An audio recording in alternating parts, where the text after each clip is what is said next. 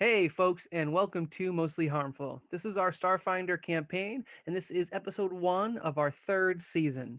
If you are new here, please hang out. Do not worry about it. We'll be doing basically reintroductions to our characters, giving a little bit of background on our setup, and then mostly it's just good fun from there, so you don't have to worry too much about what happened in the past.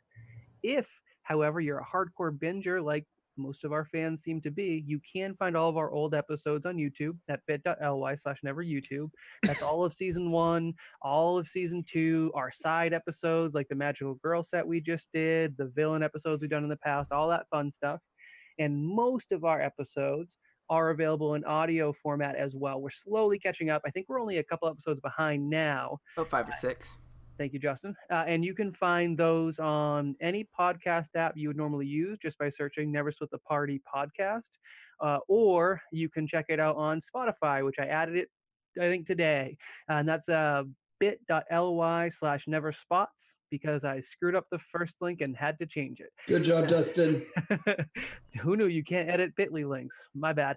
I'm going to let my lovely cast and Christopher introduce themselves tonight. They'll talk a little bit about their characters they're playing. Give just brief descriptions, guys. You don't need to go too long. I'll have you guys reintroduce your characters as they appear on screen. And Chris, feel free to not. And then I'll go over a brief recap. I'll let you guys interject with any announcements we have, and then we'll get right into it. So my name is Dustin. I also go by the Arbitrary Nerd, and I am the GM for most things we do, but hopefully not everything. Next up is, I think, Nick still.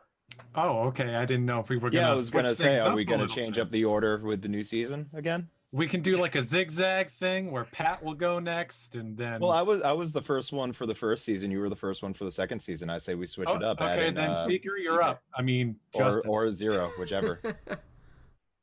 Justin, we'll go on the left side first. Right. Let's do counterclockwise. Is that what we're doing now? Are we actually doing this? Oh, you're going to have to point to me because I don't have Twitch open yet. All right. I've always gone last, but whatever. My name is Justin. I'm playing Seeker. I'm an android technomancer and artist extraordinaire of some things. I don't know what. Everything. Everything's undefined. a medium. Everything's a medium for Seeker. Doesn't matter what it is. Mostly magic and eggs. So. I retract. Yeah. Justin, you go last. Chris, you are up. Chris, he's muted. Good start. Chris. I think he's doing it on purpose. I'm here. I actually was like talking. I just forgot I muted myself. Good job, Patrick. Damn, I pulled a Pat.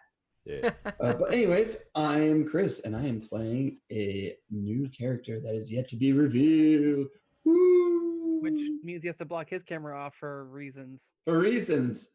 Okay. Michael, you're up. And I'm Michael. I'm playing Zero, the android operative, the ship's pilot, maybe? I don't know. We'll figure out. Not really, but that's fine. Keep rolling with it. He, as far as everybody assumes, is, a cold-blooded killer assassin, even if it's mostly not true. He totally is. Patrick, that does leave you up next. I request to go last. Nick, because Patrick can't follow counterclockwise to save his GD life. Guys, I don't even have Twitch open yet. It makes sense that I get to introduce myself before Rye because I play Dren, who is a Marikoi Solarian, and honestly is not the captain of this ship, but he was once the captain of a ship. Still technically is, but we'll get into that. Right. A bigger ship. Yes. A better ship. It's great right now. Recycled, it's got the most use out of it ever has. Painted the cover of that dome, or the ceiling of that dome. And I am Patrick. I am playing Reich Oren. He's a Lashunta envoy. He's the captain of this crew, and he's had a relatively hard time as of late. That was it? Yeah, I was going last because I wanted to go last because I was anticipating Nick being like, all right, guys, and I'm the captain of this crew.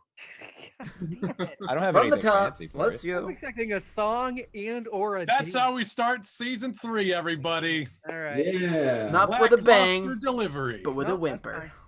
That's fine. So for some quick updates, again, I'm trying to make all of our season openings are supposed to be a little bit easier for new people to jump into. We are playing Paizo's Starfinder.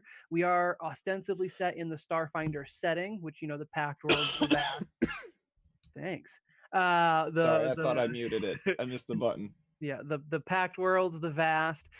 We are not following any adventure paths, and we never will, except for Skitter Shot. But I don't count the free RPG day thing. I don't count that at all because I winged it and then went off on my own thing. Yeah, 2 episodes on, 2 episodes off book, so that's good. And we are using the Starfinder setting, but we kind of have a lot of homebrew built in here. And currently, the Pact Worlds are in a bit of a disarray. It's been about, let's see, almost going on 2 years of foreign invaders having taken over the Pact Worlds in the form of the Border Space Union. All you need to know on that one, just for the quick summary, is that the Pact Worlds is a centralized set of planets that are easiest to get to travel-wise, and they are currently run by Triumvirate, which is a relatively new establishment, and they're part of the Border Space Union, so the homebrew faction from outside in the vast, the Vescarium, which is a militant race of lizard folk, and then the Eoxian Dead Fleet, which are kind of the bad guys of the Undead Liches, if you need to be that specific. And those 3 groups make up the Triumvirate, which are in direct opposition of our protagonists, the party, who they've had some name changes for that we'll get into story-wise. If you need more background, please check out seasons 1 and 2. But for the most part, we're just getting into it. Most of our story, I expect this season, will take place in the Pact Worlds. So you'll start seeing some of those changes kind of over time. Do you guys have any announcements you guys want to give, or anything really quickly you want to recap? I would like to announce that, as always, we will have the after party at the end of the episode. Yep. After party starts around 10:30 p.m. It's where we just hang out, talk shop, break down the episode. Tonight we'll be doing a couple of weird things. I'm going to try and have the party shoot a YouTube promo live for our YouTube channel. And then also we're going to be trying to plan what we're doing next week, because we'll be off Starfinder for next week. We'll be doing a variety show. And hang out for our Twitter for more of that at NSTBcast. We'll talk about that a little bit more on there. I guess that's it for announcements. We can just kind of get into I it. would like to announce that I have no announcements. You may Yes. continue. Yes, that's fair. That joke again. It's the only one he's got. Classic. Unless it's at Trent's expense. Or Brawls, but All right. I'm just gonna jump in. It has been 8 months since the end of the Most Dangerous Game Show, where we last left our intrepid and terrible party. They lost a member. The relatively new recruit, Shirket, helped the party during their escape from the Most Dangerous Game Show and sacrificed its life. As a result of that, the party was able to, again, free themselves from a rather terrible ordeal. They, through the actions of Raish Oren, captain of the crew, were able to begin inciting open rebellion in the Pact Worlds by utilizing Eoxian broadcasting equipment to broadcast galaxy-wide some simple truths about things that had happened in the past and had been previously blamed on. They were originally called the Pact Breakers, which is the party. Right now, their name, I think, is still in flux in terms of what they're going to settle on. But Rai kind of shirked off the Pact Breakers name as he cast out his challenge against the leadership of the Triumvirate, which would be Oda Shen of the Vesk. It would be Derlif Gerson of the BSU, and I can't remember the Oxian's name. It's somewhere in there. Don't worry about it. We'll meet him later. I really can't remember his name. I wish it's Gergowitz or something like that, but I can't remember. I added just as many syllables as I could, and I regret doing that. For this rebellion, right now, it is mostly small riots on several planets. most of which have been contained. The Border Space Union has a large military presence thanks to its combined forces, so nothing's gotten out of hand. But these small riots and the slowly building rebel factions that mostly house themselves in the diaspora, they're known as Rye's Rebellion.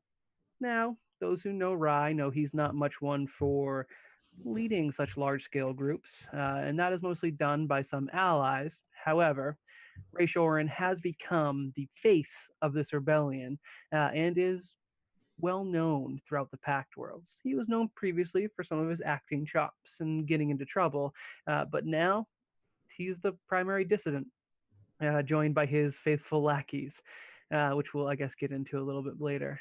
Uh, the planets where the riots have been probably biggest would be on Castrovel, Ray Shorin's home planet and home of the Lashunta race, and Triaxis, which is I think it's a jungle style planet.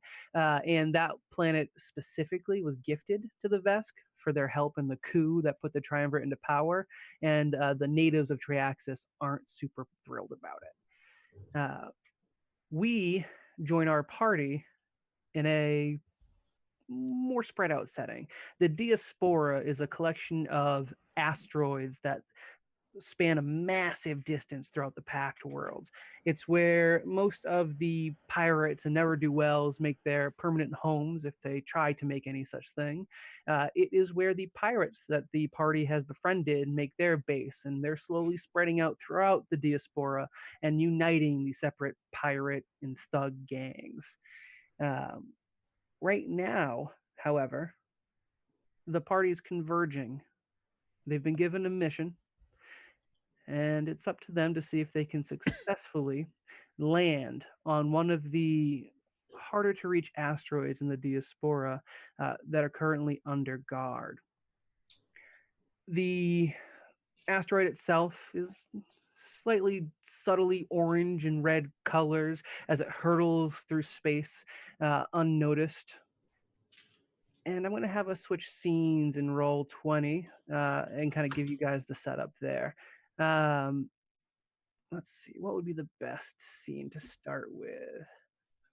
Sure, let's do this one. Before you, the party, there is the swollen orange, brown, and red asteroid, which is marked by the orange planet on the map. And before it are a line of the specialized Border Space Union mechs. These are units made specific for the Border Space Union. You've encountered them briefly before, but never in such numbers and never between you and any of your specific goals. They are, let's see, do I have a better picture? Hey, Justin, if I send you a better picture, can you post it up somewhere? Sure. Just so we can do a pitch. This art came from one of our viewers, Rusted Chrome. He did actually all of our mecha art. Starfinder doesn't currently have mecha rules, so we are kind of winging that, and these were all custom arts I asked Rusted Chrome for specifically so we could do that. And I just have to find where I put them. I also have to apologize really quick for the way Roll20 looks on this, because I can't get a good view on it the way that it works. I would just zoom in and pan over things. That's what I've been doing all at once. It turns out that I have that on my work computer. I'll have to go into my chat with Rusted Chrome to get that. But I'll get that in a second. You on opposing this line of metal giant soldiers floating in space have your own mechanical units that you guys adopted at the beginning of season 2 and then quickly tucked in the closet and never saw again. You have 4 specially customized prototype units you stole in transit to the Pact world from the Border Space Union. These models were unique, one-of-a-kind tests that were potentially going to make it to production, but for the most part deemed either too specific, too expensive, or just not what they were looking for in the everyday production. Seeker, you are inside the purple mech. Ooh, do I have the names for those? Do you guys have the names for the mechs I gave you forever ago? I'm gonna go ahead and zoom yeah, in. that was somewhere. No, they're gonna have to come up with new a names on the long spot. time ago. I'm piloting the "This wasn't made for me." Well, they weren't any. None of them were made to order. I don't think I have the names on here anywhere. God, I don't know where I we put might them. have them written down. I'll take a look. Well, you take a look through your notes. All of these mechs had specific names and unit designations, but there is. I'm actually going to pop over to the. We have a page that shows all the player mechs. And Justin, if you could just scroll through. The first mech you see in this picture, in this image, is the red and blue one that's built for melee combat. Piloting this is the probably slightly uncomfortable, but not too uncomfortable Dren. Dren, this is your first time I got inside. him. Sorry, what was that? I got him. I will have you go over them in 1 second. Sure. Dren, this is probably your first time inside the mech itself. I'm going to talk a little bit how every mech has a special ability and a special weapon, if I find that document, and we'll go into more detail from that. However, just so you know, these originally had biometric locks to their first users, and that is something that was just recently subverted through the help of two people who we'll get to later. Plot. Gotcha. So it is your first time in this mech, and it is definitely built for style. You're probably not too upset about it. You're generally a melee combatant as well. But out of all of the mech units you guys have, this one was built specifically for melee combat. Melee combat. I keep saying Thank you. Melee. Oh, that was driving me insane. Every single time I just go melee under my breath. Every single time. I don't understand how you made that mistake once. I have made that mistake since that commercial came out with the big stuffed animals for Super Smash Bros. Not that was melee, but because that was a melee kind of thing, and I don't know why, but I've always said it wrong since then. Oh, I hate it so much. I'm so sorry. This mech it has shining green lights, extra claws on its fist, and it's a very sturdy machine. The mech next over is actually being currently piloted by a mysterious figure that the party has not encountered yet. This mech was just the last one delivered to your cargo hold after getting its updates. Dren's came a little bit prior. The comm system still not perfectly there. So while you've been able to communicate with them, it's been statically and crackly, and you have not had the time to actually get to know whomever's in this brown mech. This brown mech has, for like its special kind of setup, it has an array of missile pods on its shoulder. And it has, I think, some more ranged options than the other ones do. The next mech over from this image is the green camouflage, light green, dark green camouflaged unit with a mono eye, green eye dead center. This unit was specialized in ranged combat from exceeding distance, as well as stealth assaults. This one is piloted by Zero. And wonders why it's not black. What was that? Wondering why it's not black, while it's in space. It does have active camouflage. I'm more going off of the art here, but in space, yeah, you do have the ability to shift its color scheme to be more stealth mode, yes. And then the last one in this area here is the purple and red? I'll go with red. Purple and red suit that is a mix of machine and magic as much as they could in the mecha form. And this one's piloted by Seeker. And then just so you guys have that in front of you. Do you have the names for all of them, Chris? Do you want to go over them? Sure. So the first one that you went over, the blue and orange one, his name is Proximus or Rust 01. The brown one is named Mechanor or Rust 02. Green is, I think it's Idolm, IDOLM, Idolm, Rust 03. And the purple and red one is Artifacts. Okay. Oh, Artifacts. Yeah, Artifacts. That's right. All right, that makes sense. I remember that. Do I have my mecha rules in here? I swear they exist somewhere. I'm not overly worried about your special abilities. Those are most likely going to come into later episodes, so I'm not that heartbroken. Justin, do a zoom in on like each and then just pan over so people can get a little bit more of a closer detail. How about you don't tell me what to do? No, I'm talking to Okay. Okay.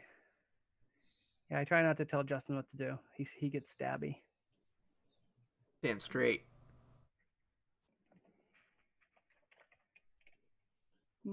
So which ones are Autobots and which ones are Decepticons? Yeah, well, if you want to go with that, the Decepticons are all the guys on the right. I'm gonna switch back to that map. All the guys on the right, and then you guys would be the guys. Oh, that's pretty deceptive. Yeah. Uh, All If only you right. could see my face right now.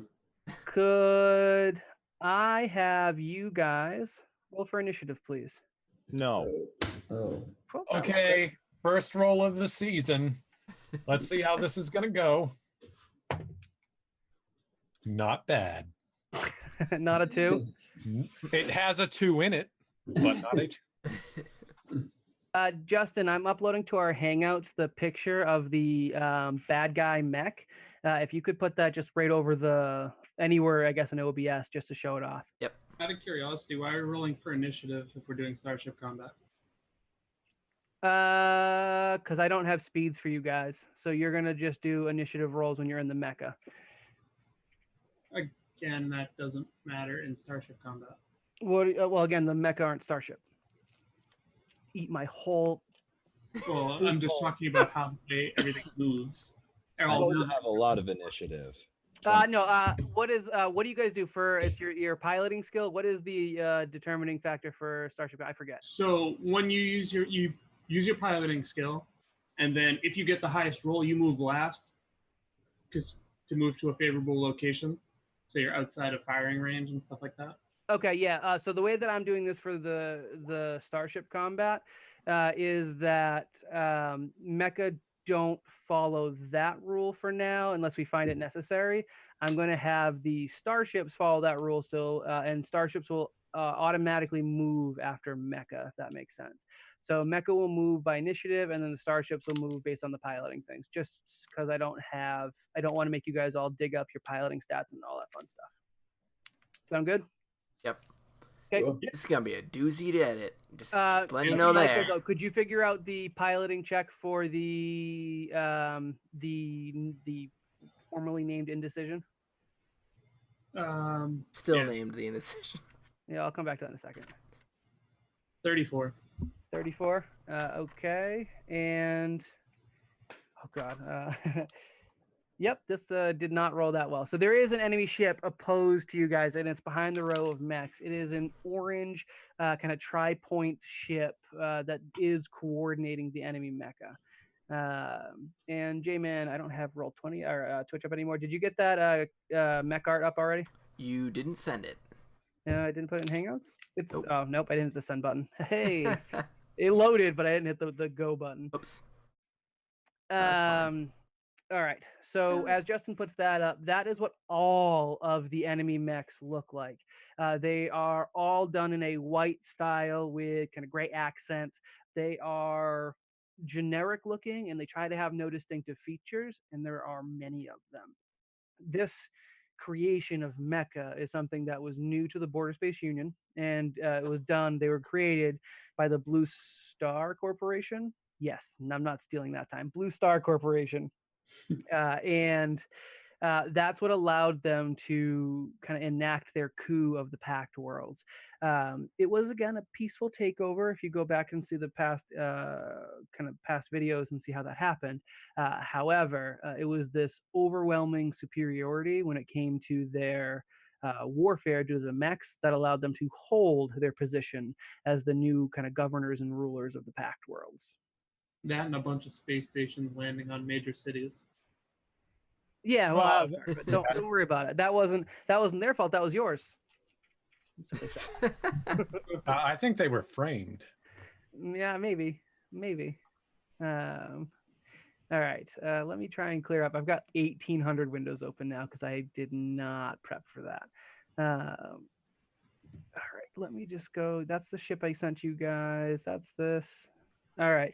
And the way we're doing this, again, like I said, is that the mecha move on their own right. What's the movement speed for your starship now for the indecision?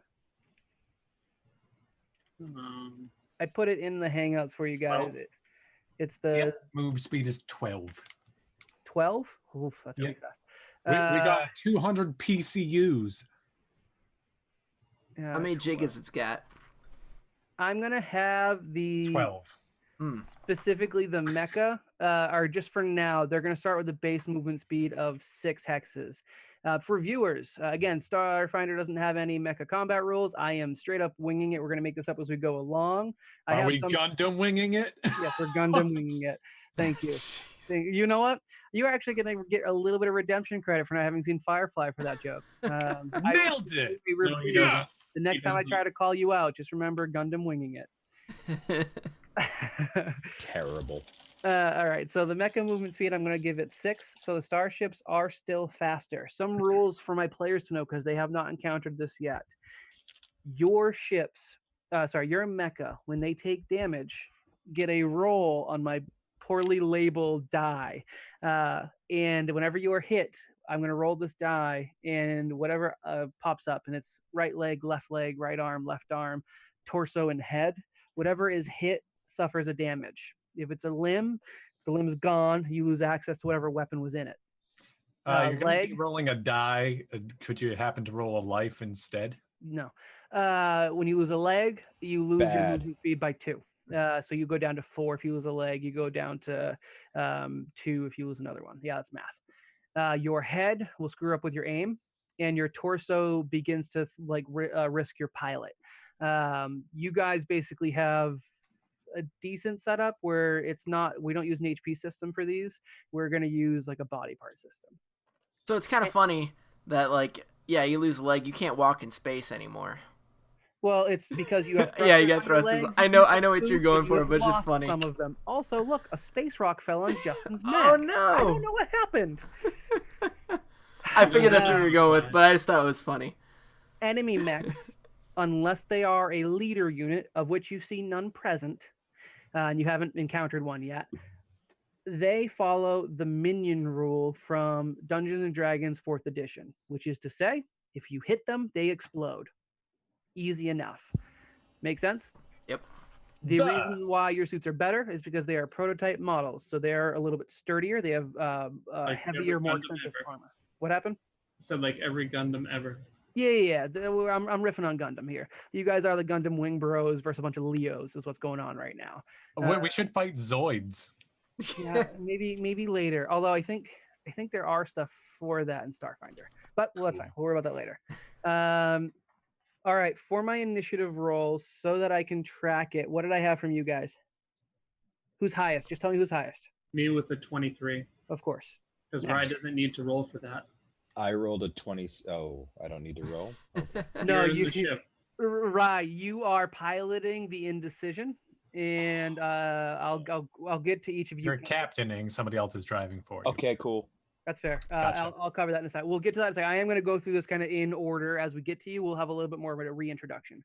So after 0 in my mecha is? Well, I got a 12. I got a 9. 18 for me. And I got 19. Okay, so we have Seeker. We have Mystery. Mr. E. I like it. And we have Dren. I'm going to roll now for my bots. They rolled a straight 5, so that's cool. So we're going to call those Leos, but that's mostly a wing reference. The mecha in my setting are called Rusts, and it's a reference to a book I'm writing. Eat me.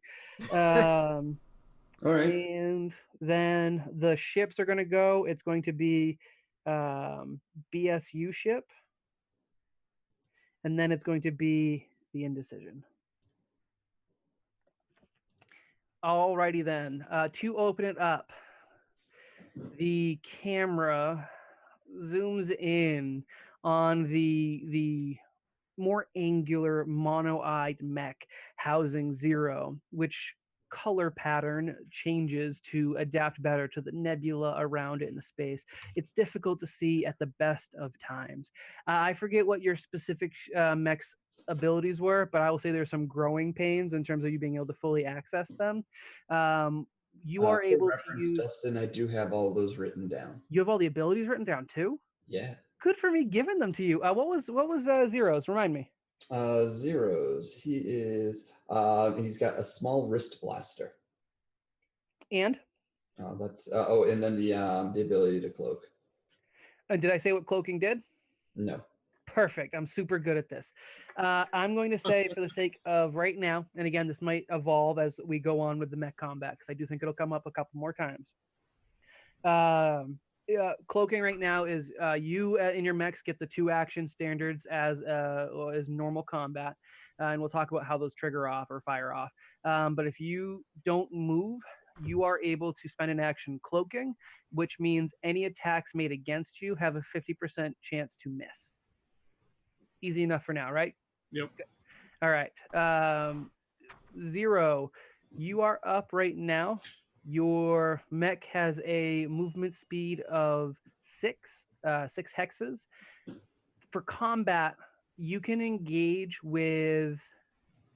None of you guys right now have ranged weapons. You will eventually be able to equip starship weapons the same way as your starship does, and you'll be able to attach 1 per arm. Is basically how I'm going to do it right now. You guys didn't have time to equip them. This mission was a bit of a rush job, and we'll be seeing why that was in a bit.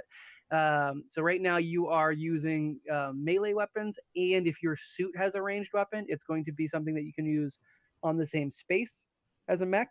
You guys can overlap in space or in an adjacent hex to the mechs. We'll consider that short range, even though technically it isn't. I'm just going to make that simple for tonight. Does that make sense? Yep.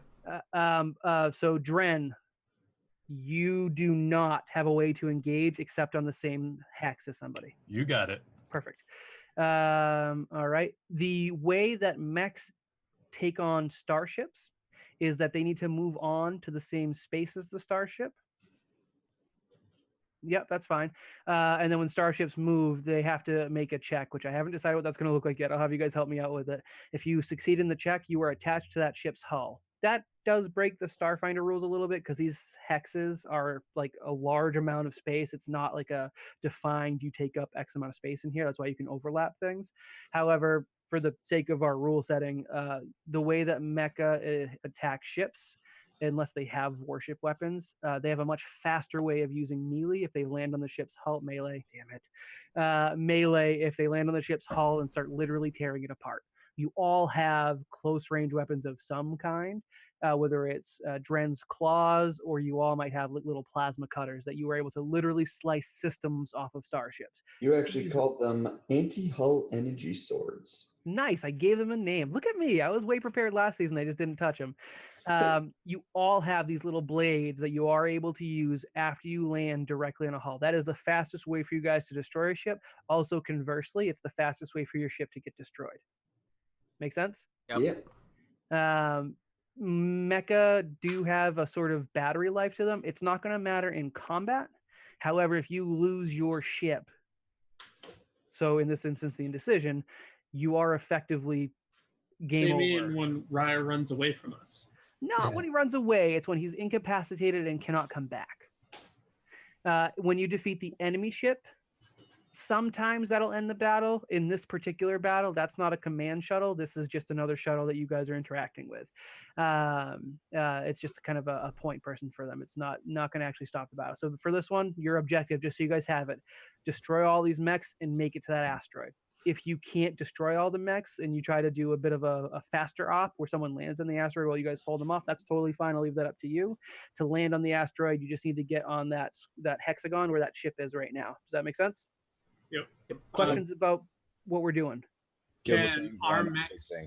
Sorry, I'm going to go with Michael first and then Patrick. Can our mechs actually enter an atmosphere? No. Or this? Nope. Your mechs are not suited for atmosphere. It's not something that the Border Space Union was able to solve yet. They are specifically designed for space, and they have issues having anywhere near the same level of performance in gravity. Technically, they can move in atmosphere, like they can land and they can't land without a ship protecting them from atmospheric reentry. But they can move on land, but they're not reasonable combat tools. They can easily get taken out by infantry vehicles if they were left undefended like that. So traditionally, they are space combat only. And re-entry into an atmosphere would burn you up. Yes? All right. Perfect. Patrick. I was just confirming kill the things, land on the bigger thing.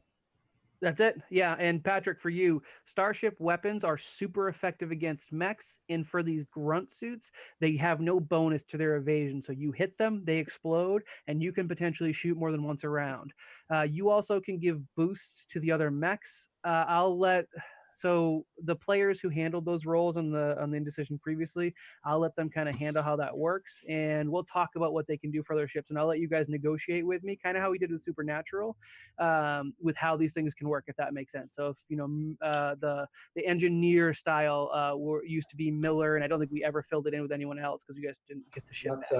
So on Not my, Zob, thank you. It is not Zob. You're right. so on my turn, I get to do one of the any officer actions, or I get my captain's action. We're And going to ease you into it. You're going to be able to eventually run the entire ship by yourself. oh, You will handle the piloting, you will handle the gunning, and you will handle the. Honestly, I know that Starfinder built it where you're supposed to have these people fill roles. They're not that complicated. yeah. So I'll have your support person, which is the player who used to occupy that role, kind of walk you through it, and eventually out. you'll just be able to manage it, and they'll be able to give suggestions and fun stuff like that. We'll we'll always talk about- have open comms, so and open comms like that. But I'm also saying, like, I don't mind a little bit of metagaming when it comes to this. But basically, Rye is the captain, and he has a support crew that I'll introduce when we get to your ship. And I'm going to introduce your ship a little bit better too. We haven't quite got. I know this is going to a little bit slower intro than I want. you also need control. God, curses. Yes, I will do that presently. All right, Zero. Could you, while you are figuring out your move, could you describe Zero physically? Like, has he made any changes in the past 8 months since the last time we saw him? What clothes is he wearing? For the new viewers, what does he look like? I was going to say, why don't you pull up the art for everybody that is watching? I don't have a spot with the art right now, I don't think, unless Justin still has one. So most of the changes Zero has actually undergone haven't been physical, so he still actually looks the same as far as anyone remembers or hearing. So, he's wearing his brown pilot's jacket, black pants. He's got some light armor on, boots, still pale skin, short hair. And then the changes that he's undergone have been increased to his speed. So he's had his legs worked on and implanted with basically increased suspension, I guess you could say, is what it's actually called. And he actually had an upgrade done to his heart that allows him to, act against things more quickly, whether that be moving or even increasing his reflexes. And then his eyes occasionally will change colors now as he perceives different spectrums of light. All right, so the android's getting more androidy. I like it. All right, what are you doing with your first move? And again, it's the 2 actions similar to as if we were on ground for the mecha. So, if I really wanted to, I could double move. You certainly could. All right. In that case, Zero's going to just, fly straight ahead 6 hexes and activate his camo. Yeah, I'll allow that. That's fine. For your second action, you're just taking a non-action. So basically, you kind of activating the camouflage. Boost it. I was originally having it where camouflage, you had to not move for the entire round. I'm picturing it as something where you get placed in a certain area and then you camouflage and then you start shooting from this area that you have. It's kind of like you are, again, your role is sniper, not so much frontline combatant. You can use it however you want, but for this one, I'll say that's probably fine since you're not taking a second action. I'll let that happen. And we'll suss out rules for that if I have to, for some reason, fix it later. But I'm not worried about it at this exact second. My blaster, as I was designed as an actual range combatant, my blaster, is it just the one space away, or is it longer than that as I'm actually the sniper unit? Let me take a quick look at what your character was. So your weapons are what's on board for your weapon. No, so the weapon you have right now, like permanently attached to you, is a wrist blaster, and it's basically for when something gets too close to you when you're wielding a longer range weapon, you're able to still defend yourself. You don't have to have a secondary weapon because both your hands are going to be kind of manipulating the longer weapon, I assume. So no, that is specifically a close range to one hex away weapon. Okay.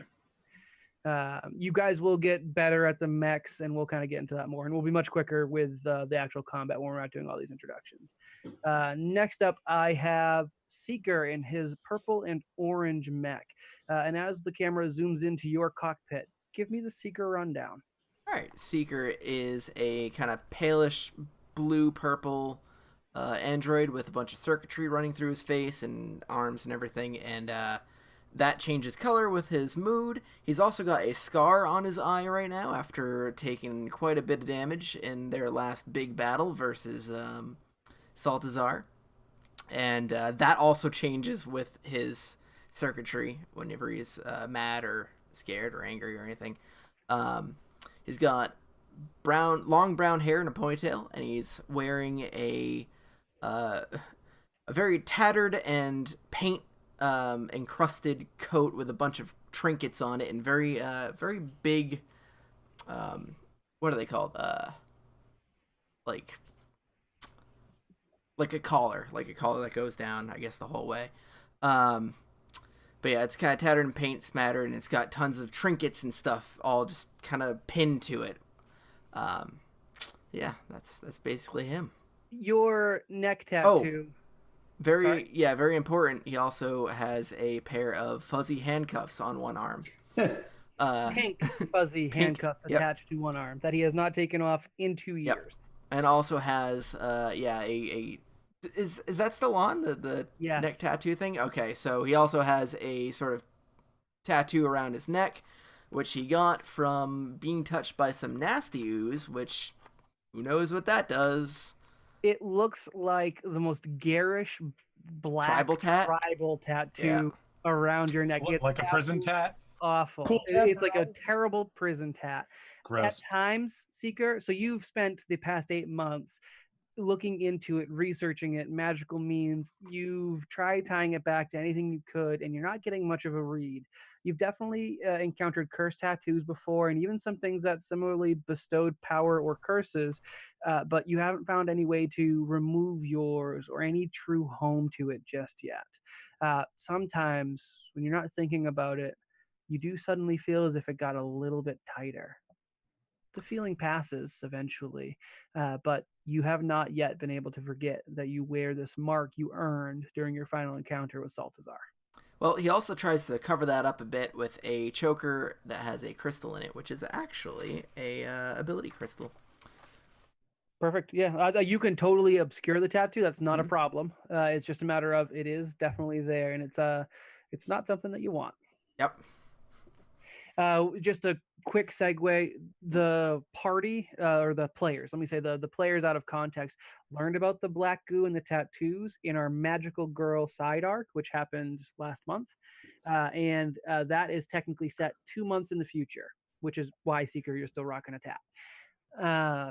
But yeah, we'll come back to that later. I just wanted, if anyone want to know about the history of these tattoos or know a little bit more, they can learn by watching the Magical Girl special, which was about 3 episodes, I think. All right, Seeker, what are you doing? So, all right, what's my special ability on the mech? Chris, I have no idea. Something to do with using magic. Right, you're able to use magic almost as normal in your mech, and your mech helps amplify it on a level that allows it to affect other mecha and starships. In terms of what that actually looks like, we'll work on it, but like you can cast a magic missile, which otherwise would have no effect on a large giant mech, but it comes out to scale. That actually means you do have the longest range combat weapons right now. Okay, how long would that be? How much are we considering these hexagons? We're gonna arbitrarily say, because it's magic, we'll just make it work. Okay, so that's about 90 feet. So if I have a spell, or that says about 90 feet on here, but it's obviously 90 whatever. However big space is. 90 space big. Say, let's cut it down to I don't want to make it too big because you'll become quickly the most overpowered one. Let's call it for now 3 hexes. And as you get better used to the system, if we need to increase it, we will. But for now, we'll call that 3 hexes. How far? What is?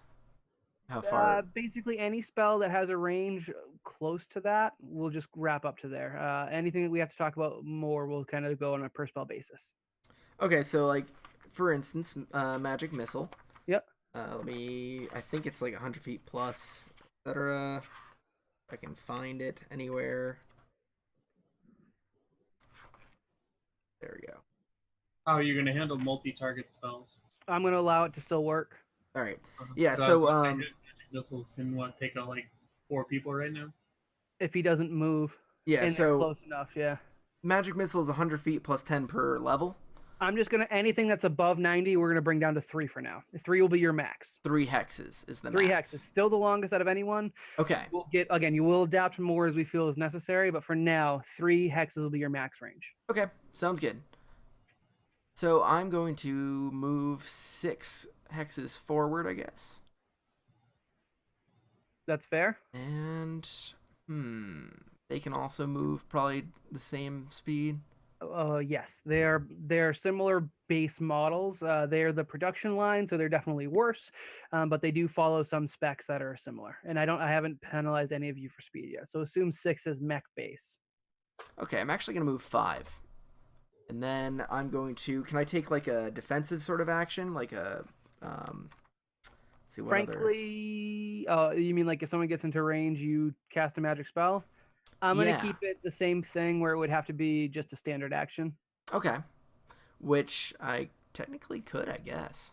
I'll allow it. Yeah, because that's a standard action if I don't do a... Yeah, once something gets in range, I'll cast a magic missile then. Okay, so you move up basically the same speed as Zero, who starts to flicker in space, and you instead start to glow. A beacon in the darkness around this nebula that is throughout the diaspora, apparently. Okay. All right, next up, we have our mystery character. Hey, mystery character, how long do you want to be? We only have an hour left for tonight. Do you want your character's comm to start working now, or what? It's up to you. If you want to save this for later, that's totally fine. Yeah, sure. Yes, sure to which? Yeah, we'll have it work. You asked me a question. He answered it in character. Okay. Either All right. question, and you said yes. Would you like option 1 or option 2? Yes. It's fine. It's fine. Chris, go ahead and do what you want with this. I'm going to let you handle this exposition. All right. So throughout this entire battle, you just hear muffled and garbled nonsense as the comms are, just not working.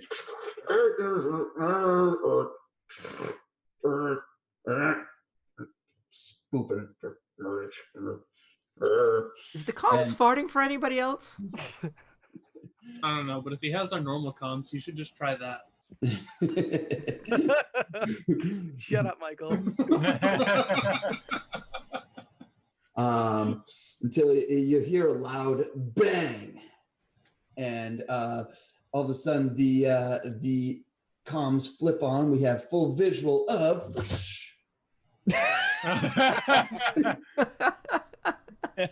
just a monster.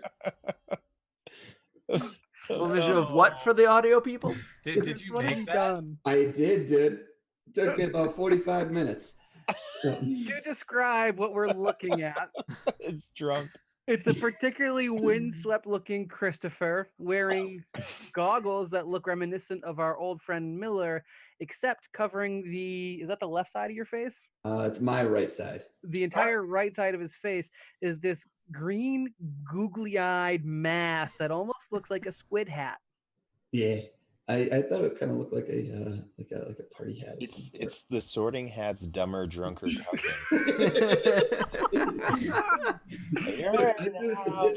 This thing's like stuffed and everything. It's great. Chris, you have to wear this the next time we go to PAX Unplugged. You know that, right? Oh, spook. Hey, man, do you have the new overlay? The yeah, I overlay do. without his Yep. icon blacked out? Yep. So, anyways, you hear a loud bang, and then all of a sudden you see a familiar yet That's not it. unfamiliar face. as our good old friend Miller hops into battle and he says, I got the comms to work, guys. Let's take these guys out and let's continue our mission. We'll catch up back on the Indecision. Miller, it's so good to see you. Is that Sparkle? It is Sparkle. No, Shimmer. That's what I called you, Shimmer. Seeker, actually. Yeah. Yes, Seeker, it is me, and we will catch back up later. All right. In game terms, just for our viewers who have no idea what the heck's going on, one, it looks like Justin couldn't fix the overlay, which is okay. Hope I did. Oh, He there it is. did There it! we go. Yay. New Miller character art. And we can show we already showed it off last week in the after party. We can show it there. Miller, just for some setting, is a Yosoki. He is a mechanic is the class, right? Or is it engineer? I always mix them up. It is mechanic. Mechanic. Miller is one of the original cast members who left midway through season 2 to kind of do his own thing. And canonically, like in the timeline, has been gone for a little, let's see, how long is that? So you were gone for a couple months while they're in the most, probably a little over a year. Yeah, a little over a year. Last we saw Miller was during the Skitter Shot side series. He came in after the Skitter Shot events. That's one of our side arcs that I still have to finish. All right. Miller's character sheet isn't updated because I have to do a new link every time for most of you. Oh, all right. Yeah, because I did upload it. And I was also trying not to spoil it in case anyone did it. I didn't want them to see Miller at level 8, so I did it for reasons. But it'll update it next week. All right, so Miller, just for the party folks, you guys this is your first reintroduction to Miller, as again, his mech was loaded into your cargo bay very last second as you were all jettisoned out to this asteroid.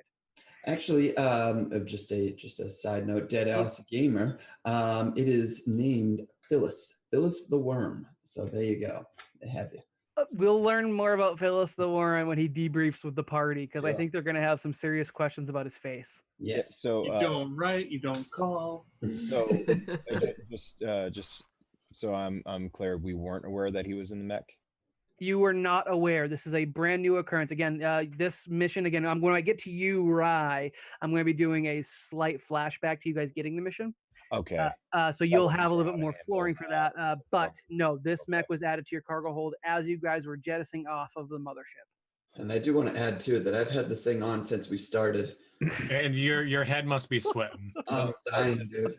Do I have video comms of up to Miller? I see this?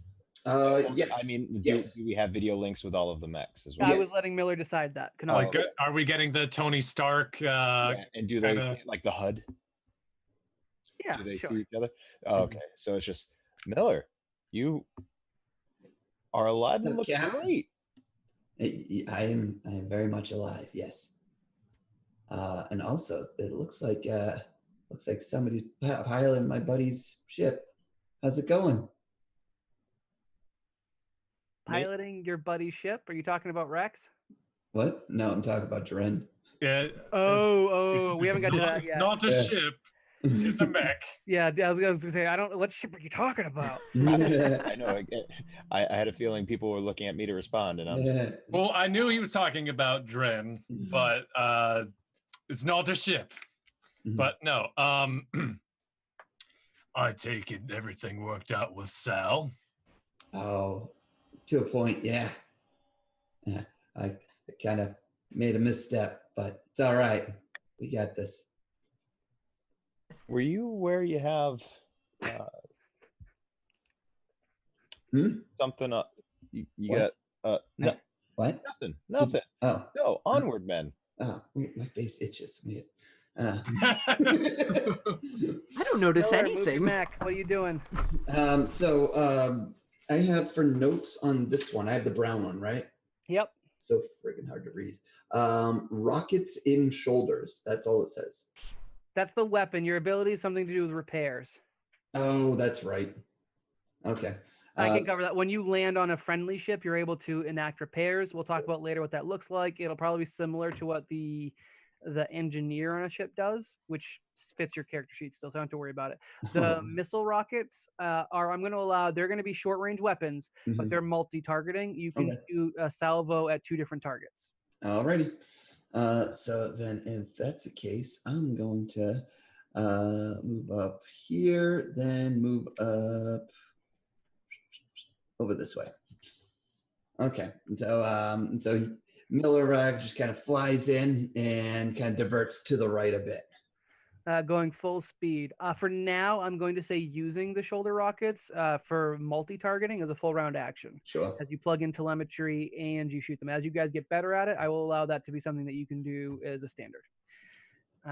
All right. And then last for the mecha pilots, we get to Dren.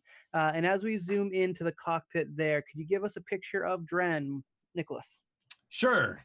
So Dren would be the typical monkey man of sorts, if I were to describe his appearance without clothes on. However, he's got some big old bug eyes of sorts. It's very much like large insectoid eyes, which can be a bit off-putting. Yeah, instead of like faceted like a fly's kind of, yeah. Right. His fur is a bit graying around the face, as he's a little bit older than most of the current crew of the Indecision.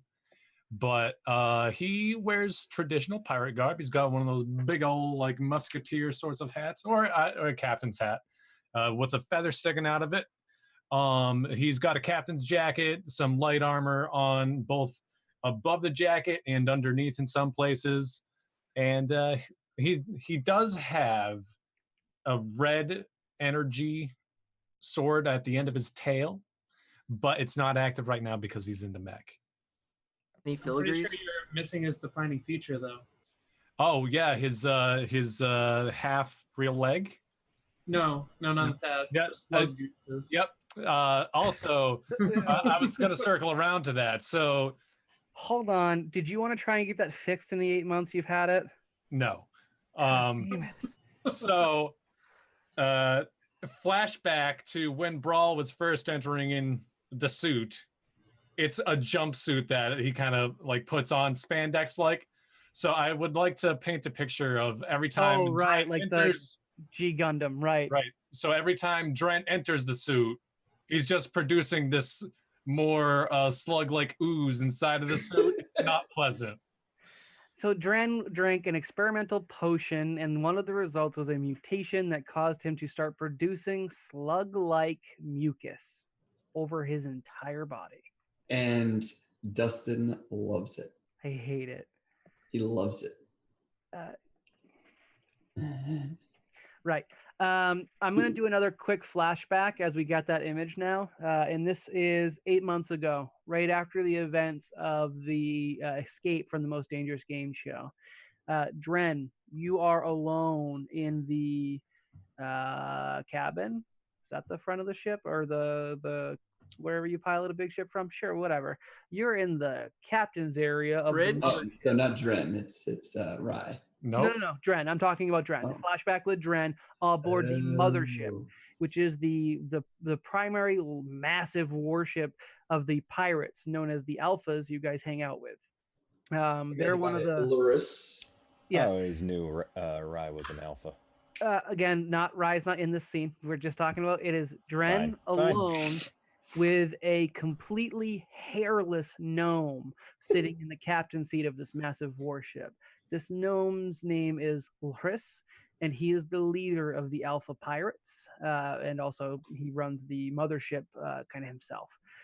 He has taken you aside, Dren. He's kicked off everyone from the bridge. That's the word I was looking for. Everyone else off of the bridge, and he just has you solo. And he pents his little fingers, little stubby gnome fingers, and he says, "I should probably kill you. You know this, right?" Of course, I've done some things. You also took something very important from me. Very important. What's that? My second in command. He has not been seen since your little escapade where you captured the crew of the Indecision. And then we're... That the one with the flowing hair. Yes, the one with the hair. I'm expending a lot of resources looking for him, and for these past several months, I've had no luck. I'm hoping by reaching out an olive branch to you, you and your lot may help me track him down, considering it was you and yours that sold him. Also, I need an inside man on the crew of the Indecision. I want you to keep up your relationship with that party. I want you to become a permanent fixation aboard their crew, and you will act as my representation. If Reichorin is determined to be the face of this rebellion, then we will work with him. We will be the muscle when he needs it, and we'll coordinate with the other elements, especially that rebellion branch on Triaxis you all brought information about. But I don't want to do it without having some information and having some two-way communication, if you know what I mean. So, for your life, you will stay with them. You will report to me, and I will work on rebuilding the Burning Eclipse. We were able to pull much of the wreckage out of the dome, where it shattered and probably murdered many more of your victims. However,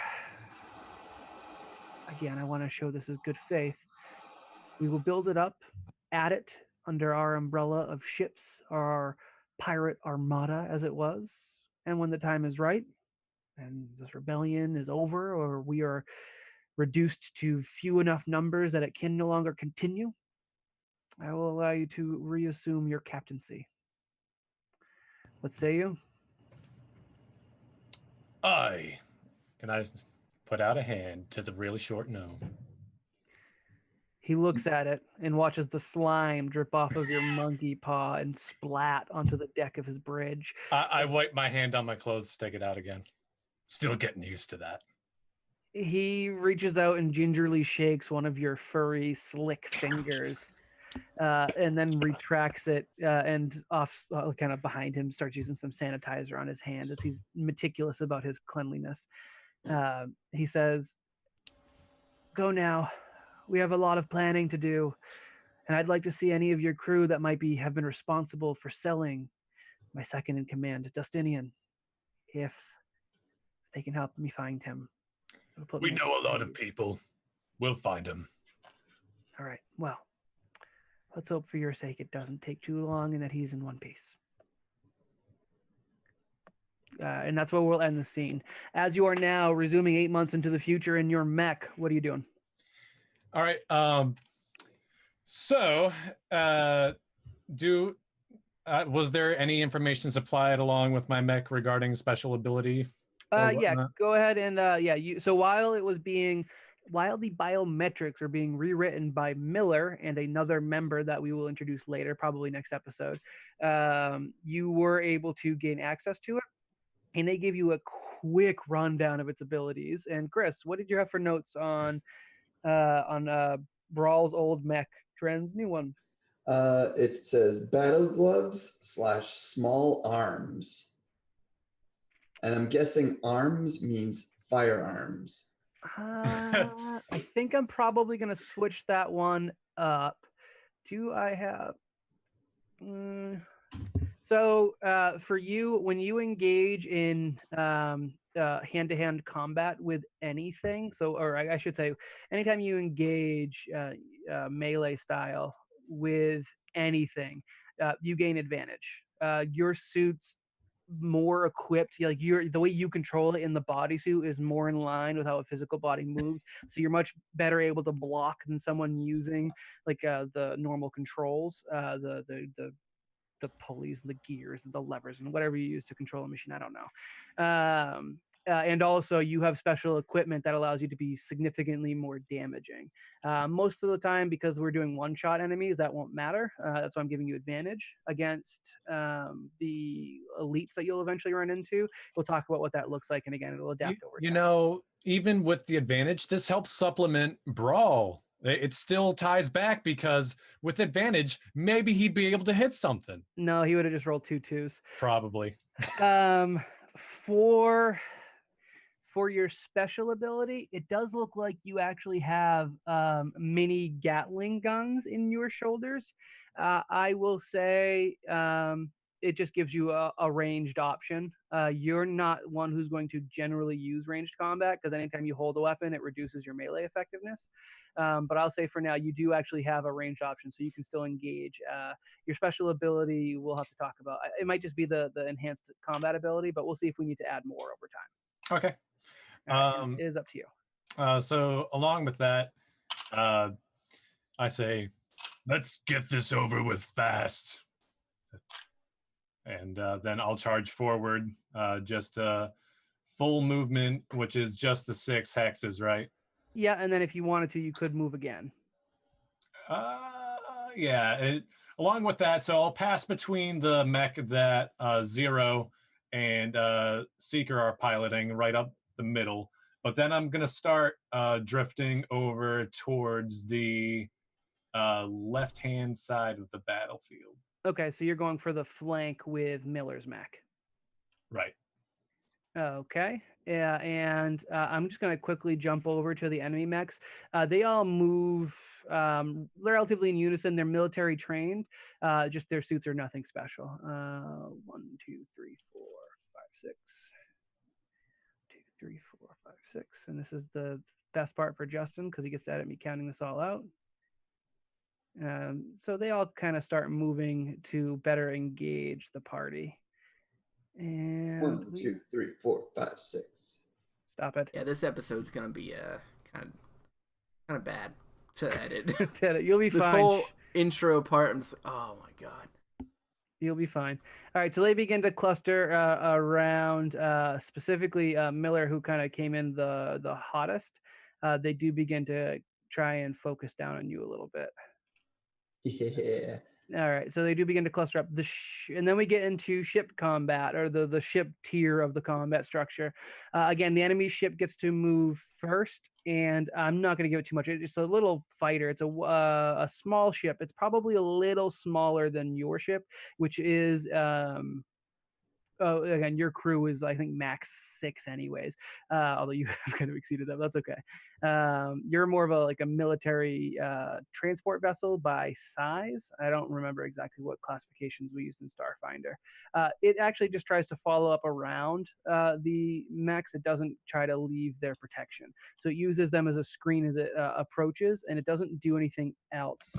Although I guess it would have weapons that would reach, but I'll let it not. It doesn't want to add to the fire right now. That's fine. And then we pan to the indecision. And in Roll20, I'm going to bring us over to our starship map so you guys can see it a little bit better. It's called the Lakota from where we got it from. I actually bought the deck plans from zerohour.com. They have Starfinder compatible ships.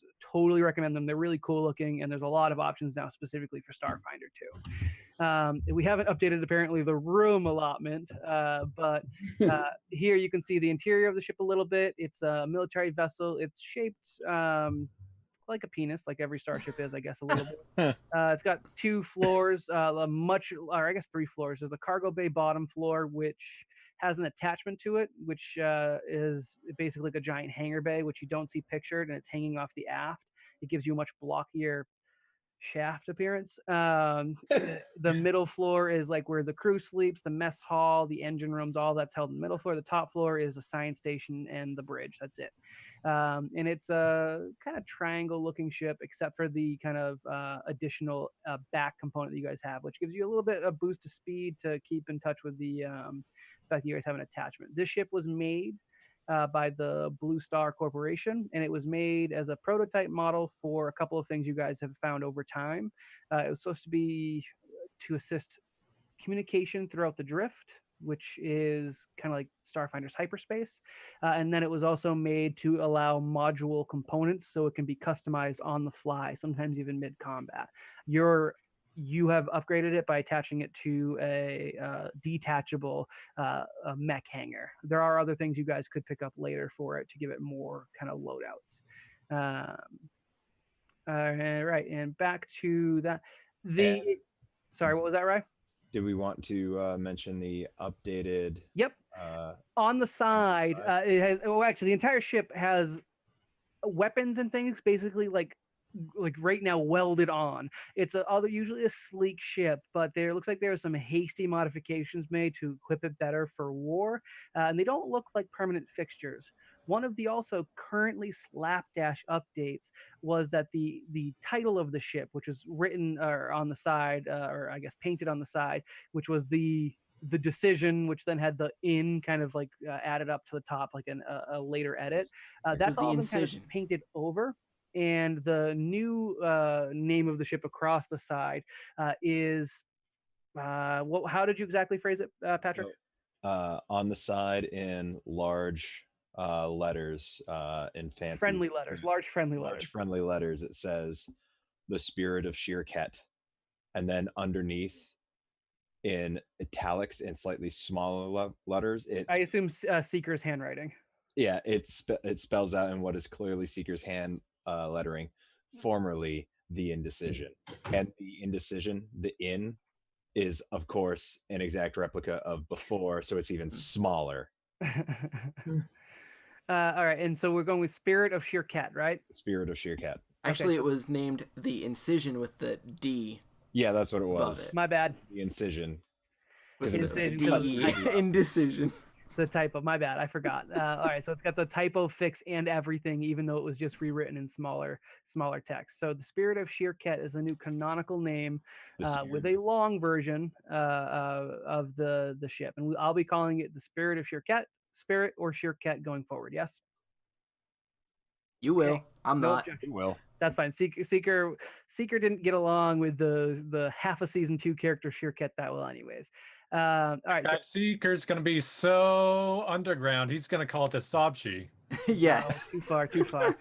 As the camera zooms in to the bridge of the Spirit of Shirket, can we get a description and a setup of Rye, and then I'll go into the rest of the crew on the ship. Sure. So Rye is not your prototypical soldier, because he isn't one. He's not a soldier. He is a fairly well put together and attractive Lashunta. Symmetrical, even. You would many would say very symmetrical. And as far as appearance, he's sporting a new Lashunta temp weave armor that he keeps underneath his old school coat that he always wears. He looks pretty fancy. He's grown out his hair a bit. It used to be very close cropped, shaven, so that he could easily fit the wigs for his shows, but he's since donned one of those off-kilter hairstyles that are popular in real life now, and then it was like a historical context, going old school. So the undercut hair? Yeah, basically the undercut. Yeah. And he just right now looks fairly confident because the cameras are all on him, and he's in the pilot seat of the ship he's very familiar with. You're in the captain's seat. Captain's seat, thank you.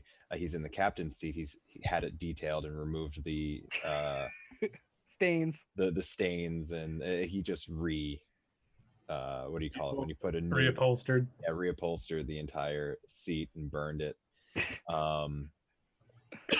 And so he looks very confident, but you do see one bead of sweat roll down because his entire crew right now is not his regular crew. Right? That's accurate, because other people Yep.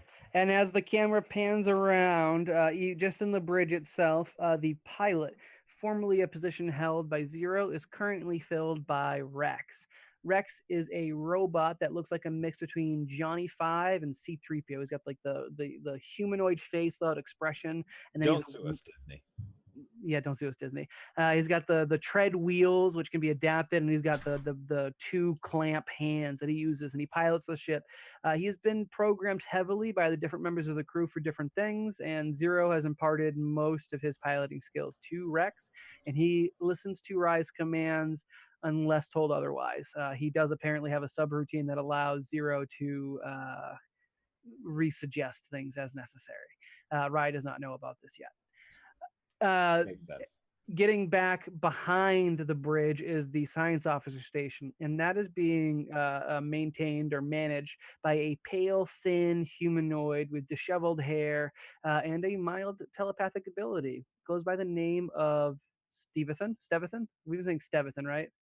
Yep, Stephenson. Stevathan, who is a human crew member that they picked up way back when in season 1. I won't go too much into that, but he runs the science officer station with instructions from Seeker. And while he would be incapable of running a science officer station on any ship other than the Spirit of Shirket, he does an admirable job in the role because it's all specifically laid out and color coordinated. And weird phrase About the coordinated. color blurple. Yeah, he does have to push the color blurple to make things happen sometimes. If we pan back into the gunnery wells, there's one above the top layer, the bridge layer, and there's one below the ship. And there's also stations throughout the ship that can actually function the guns. That's mostly for style. There is only one person manning them right now, and it is a dwarf, a younger dwarf known as Terry, that the party adopted last season. He was a bit of a thug, kind of a street rat that they adopted, took along with them, and he's one of the crew's kids. And I say one of because resting in one of the rooms, not participating in combat and just kind of doing his own thing, Of course. is Ferenci, who is a small, young, pale-looking child who I think we said was young, like 8? Is that how Yeah. old he was? Yeah. I'll say he had a birthday in the 8 months, so he's 9 now, but he's real young. This is an inappropriate place for a child, but he refuses to leave the ship. Also, he says if he dies in combat, that would make his grandmother sad because it wasn't in the temple, but otherwise, he figures she'll get over it. He does consider Rye his new dad, which is something that he's told to not tell Rye, but he sometimes does, lets it slip anyways. He's gonna get a new daddy. Daddy. Lastly, I think I have everyone else. Lastly, when you double back to the engine room or the engine area, which is towards the back of the midship, there is a goblin who you would hope is running around doing his job, but right now is sleeping in a hammock. He is full nude. Yes, that's how he sleeps. And when he wakes up, he may or may not put on his customary apron. And that's it.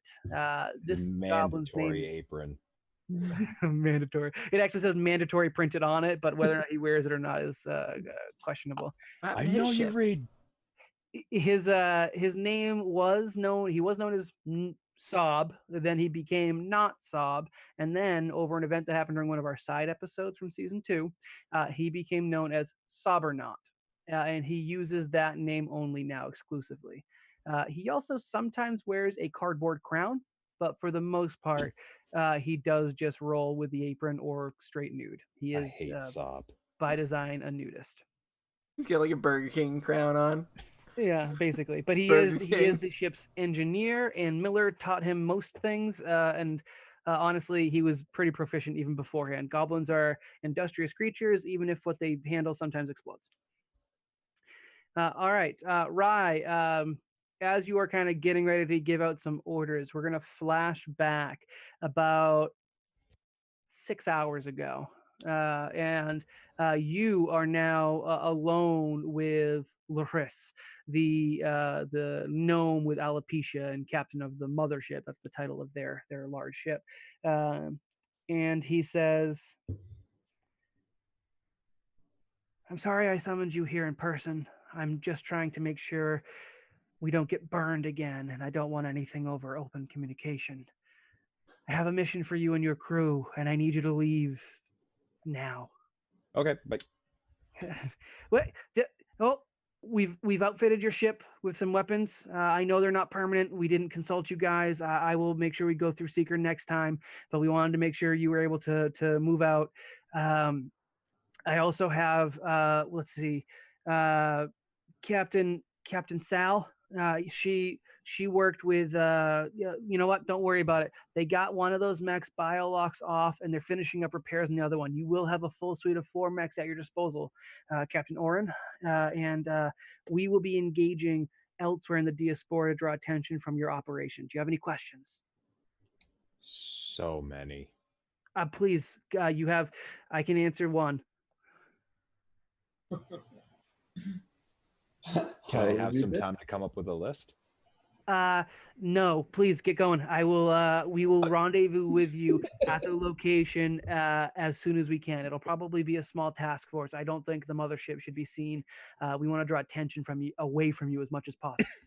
Hopefully you'll be going into a completely defenseless station on an asteroid if everything works out. It should be an easy smash and grab for you guys.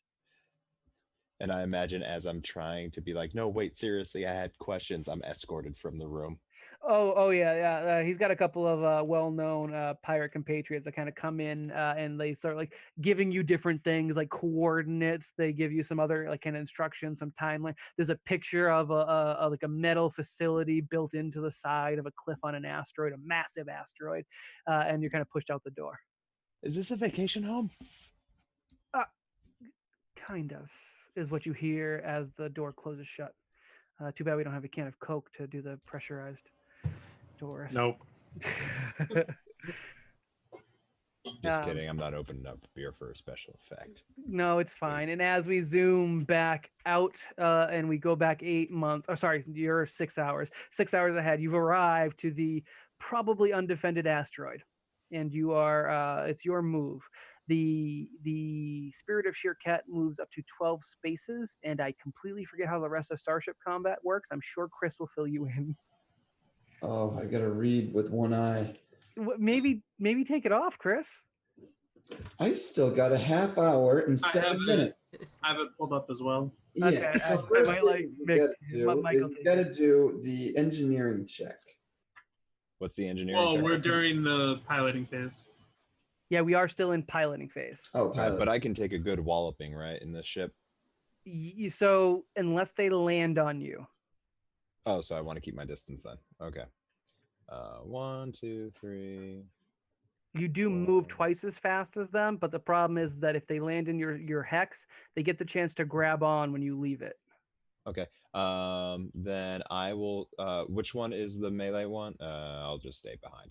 So, and what's my range for firing? I have no idea. What is the Nick, range? So your forward weapons, you have You sometimes tried to do things with the guns. What's my range? Hold on, I can look it up.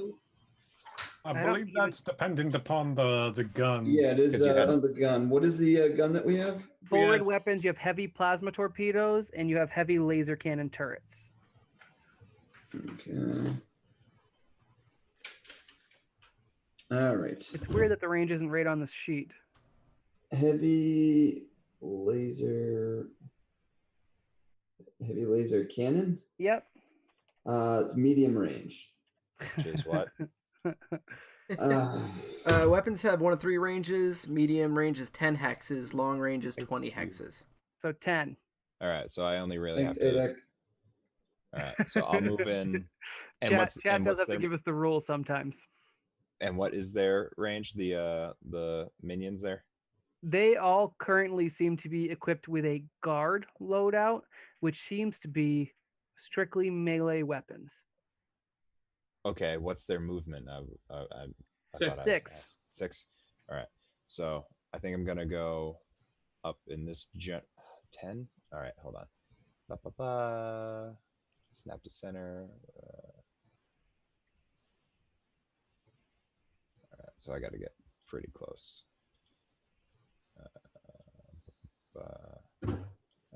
You move 12, so that's Yep. not really an issue for you. So a thing to remember when you go to every time you move a space, you can like turn one like corner in the hex. Sure. Feel free to correct my orientation.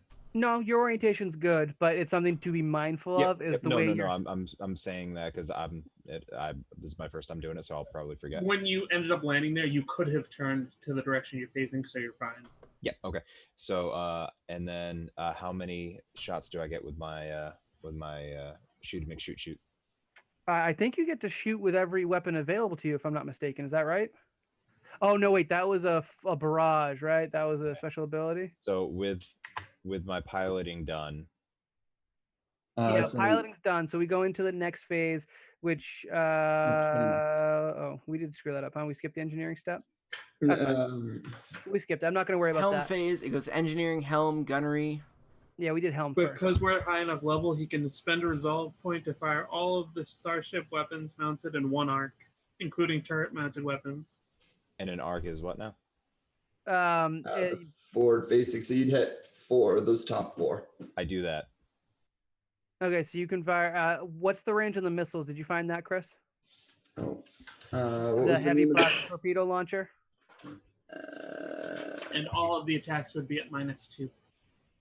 Okay. All right, Dren. Before Yeah. Before that, I'm gonna utilize my where did it go? Hold on a minute. I For have the captains, I think it's 323. Yeah, so I have no, I got it. So I'm gonna order the gunner at levels. So at level 6, I get to spend a resolve point to give that person a resolve point.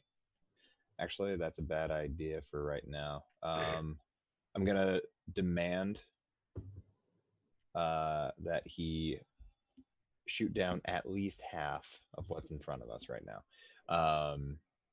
That's basically how I communicate it. So he would get a +4 bonus to one specific check by succeeding at an intimidate check. So I'm gonna do that right now. Roll 1d. Dustin, just for your knowledge, the heavy plasma torpedo has a long range. Oh, okay. So you can also fire that as well. So there's 3 suits you can take out here. So I'm going to roll 1d20 plus 13. I'm not going to roll my expertise die because I want to see what that is. 27. The DC is 15 plus half your ship's tier plus 1.5 times your ship's tier. What's our tier? 12. 7 right now is the tier. 7. So I beat that, so I don't need to utilize my roll, but I will. So roll 1d6 plus 1. Chris, do you have the damage for those weapons on standby? Yep. I succeed at that roll. I didn't even need to roll that. So he gets a +4 to at least one of those checks that he'd roll, the combat roll. Okay. Mm-hmm. All right, that works. Just so you guys know, I'm gonna mirror the AC. Just right now, we're gonna eyeball it. Mechs will have a base AC of 20 that can be modified down or up based on how much armor they add or take away. But we'll say static. We'll call it 20 for now. What's your plus to hit? I guess, Dren, before I make that final. So for this ship, it's +14. Yeah, so 20 seems fair. I'm okay with that. I'm going to start them off as having base AC 20. We may fudge that up or down later. So you're able to attack with 3 different weapons. Dren, I'm going to have you do the rolling for this as you are taking the rolls for Terry. So Terry, when you do the math, the first check is at a +2 instead of a -2 because I gave him +4. That's fair. Check. Yep. And then you've got the 2 heavy laser cannons and then the heavy plasma torpedo that you're able to fire off. Okay. Are any of those tracking? Missiles are. Yeah, the heavy plasma torpedo probably is. I'll pull that up. Don't worry about it. Okay. First one is definitely going to hit because that's a base 18. Okay. For total your 30. gunnery's got to be plus a decent amount, right? So it's 14 plus my base attack bonus plus 14. Okay. Woof. Yeah, so a lot. And then the next one is actually a 19. So that's also going to hit. All right. The final one, not quite as well, but that's a base 7 plus 8 for base attack bonus plus 14.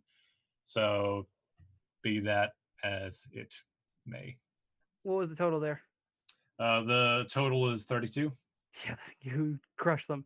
And so as this happens, basically you blast in with Rye like pointing in the direction and kind of points back towards Terry and says, at least half of them. And Terry is very intimidated by his role model. And he manages to fire off the turrets, which quickly connect with two of the rusts that are coming to flank you guys. And then the plasma torpedo, which has a speed of 12, which you are well within range, rockets right past Dren's mech, a little close for comfort. Again, not really, but we'll say for flavor. And then collides with the cockpit of a third mech, destroying 3 of the 4 and accomplishing his task. And then the next phase in Starship Combat is gunnery was the end, and then we're done, right? So we're back to the top of the order. Yeah, I don't really think they were close enough to do the science offerings. Science. There was no engineer actions. Yeah, we skipped it for the first one. We'll come back to it unless there's something you want to do now. Is there something? No, I think it's perfectly fine to have Notsub still sleeping. Yeah, not up sleeping. He's sleeping. Don't worry about it. But yeah, the Spirit of Shirket unloaded a volley. Dren, could you track? We'll use your resolve points, not like your resolve points, but your Yeah. resolve point numbers for Terry's for now, and he has spent 1 Okay. to launch attacks against 3 and completely wipe them off of the map. And then we go to the top of the order. I will have the piloting checks happen simultaneously. Although Zero, you can go first. Zero for order. I see you've flown right into the face of your enemy. Yep, and using the wrist-mounted weapon that I have, I'll take a shot. And is my attack going to be similar to the gunnery check? I'm going to use the gunnery check for now. I can't miss. You can't miss? I have a 22 in piloting. Okay, I don't have the attack values for that right now. We might later adjust it, but for now, I'm simply just going to say, yeah, that's fine. Yeah, you run up, you kind of launch out with your wrist blaster, and you manage to vaporize the rust in front of you. Just to make sure I don't critically fail, I'll roll a d20. Sure. I don't. You don't critically fail. Yeah, you have no problem just getting right in there and kind of like doing like a little uppercut shot and wasting this mech. Clearly, their armor is not resistant to your weapons in particular. And Zero, while Seeker goes, give me a piloting check for the Spirit of Shirket. Seeker, it's your turn. All right, Seeker advances until he is 3 hexes away from the nearest mechs, and says, "Well, let's give this a shot. I've never done this before." And tons. I know there's only like 3 that come out, or 2 that come out technically, but a bunch of purple magic missiles just kind of burst straight out of his mech in kind of waving in swirling fashion towards the other mechs. A real Etano circus. Of small ones. Huh? It could just be hundreds of small ones. Well, yeah, that's basically, yeah. I want to go with they're bigger. It's the way that your mech amplifies the spell. Like you're channeling it inside your cockpit. These special circuitry lights glow, almost reminiscent to the circuits on your own skin, and then it emits the blast as if it was to scale, which to anyone viewing it is a massive magic missile. Yep, and it kind of does like an Etano circus and chases them down and explodes. I Hits might in the the future two give close you for a me. speed like a missile for those, but for right now, I'm not going to worry about it. And as magic missile automatically hits, you have 2 in range, Yep. right? And you're using multiple missiles, right? Yeah, just 2 because I couldn't do a full round. That's fair. Yeah, they swirl around, they diverge, they chase the mechs for a bit, but ultimately they explode. There's just a row of explosions on the side of the enemies. And that was Seeker. So we are up to Miller, who is muted, I think. Yep. Yeah, Patrick. I've already muted myself like 18 times. This is awful. I am the new Patrick. You are the new Patrick. Worst. This is the worst. Blame the parasite. And Miller is in a really, really tricky predicament, huh? A little. He is actually going to have shots against him no matter what. No, he's not. Not no matter what. I guess if he flees. Yeah. Let's see. Which Miller does see what's kind of going on and decides to instead kind of go with the rest of the group here. So, 6, there we go. Actually, he's going to head up right behind 0. Jim? Okay. Yeah, and you don't have any attacks at that range, so you're basically just moving defensively, right? Yep. Okay. I will allow that. I guess if anybody comes up to me, I'll shoot him in the face. Because that was just one move. Okay, perfect. All right, so if anyone comes into range, you'll release the missile rockets. No, I'll shoot him because missile rockets is a full round action. To multi-target, it's full round action. Oh, all right. Yeah, sure. All right. If you haven't seen Gundam Wing, I'm basically making you Sandrock. Don't worry about it. Is that a good thing? It's a good thing. Is Sandrock cool? Chat, is Sandrock cool? Sandrock. I don't trust Dusty. Oh, no, I'm sorry. Heavy Arms. Heavy Arms. Sandrock is actually the least cool one. Heavy Arms is what we're marrying you after. Okay, is Heavy Arms cool? I would say yes, but that's up to I guess everyone else. Dren, you're up. Alrighty. As the entire force that was directly in front of him has just been obliterated by the formerly the Indecision. He's going to zoom past Seeker, who just casted the magical missile of sorts from his mech, and he's going to actually try to engage directly using a double move the two soldiers or the two opposing mechs that are kind of clumped up, leaving the one guy that was just out of his range on his way by. Okay, so you went kind of under them. Here, I'll move him as like a. Oh, I'll just put him half over you, so you know where he is. He's on your hex, but that's totally fine. So, new thing I'm doing here for when mechs share a space, they're engaged. We will treat this as any attempts to leave will trigger attacks of opportunity. Congratulations, by the way. What? Because you're engaged. Yeah. Yeah. That was bad. That was really bad. But I'm not sorry. I will say this is a way where you can create choke points later, because obviously these grunt suits are going to want to engage, and fleeing isn't going to be their priority, and it would be generally unhealthy for them to do so. All right, and this is just like you guys are literally engaged. You're in close range. You're circling each other. You're coming in for clashes. All the cinematic stuff. That brings us to our grunt suits. Yep. I'm going to give them the standard gunnery that I have for that starship I sent you guys at tier 7. So they're going to get plus 14s to hit. For your ACs, I said 20 for base. I'm going to keep that for you guys. Just going to keep it at 20. So you guys have good chances to get hit. We'll talk about off screen. We'll modify your suits. If you want to take points away and put them elsewhere, we'll talk about it. I have no idea what that looks like right now, so feel free to pitch things to me. And if anyone viewing wants to give suggestions, totally cool. All right, so first up, we have one of these BSU mechs is going to charge just straight ahead, and it's actually going to engage with 0. And it is going to be able to get an attack because it was close enough. So I'm going to make that roll with a plus 14. I rolled a natural 1. Yay! All right. They're only minions. It misses. It attempts to swing at 0 and instead manages to just like misjudge the swing and partially collides with 0's suit. So I'm going to roll and see. Actually, Shadow just gave you a reroll. Shadow, you're a good friend. Shadow, but you don't want to have Stormtrooper.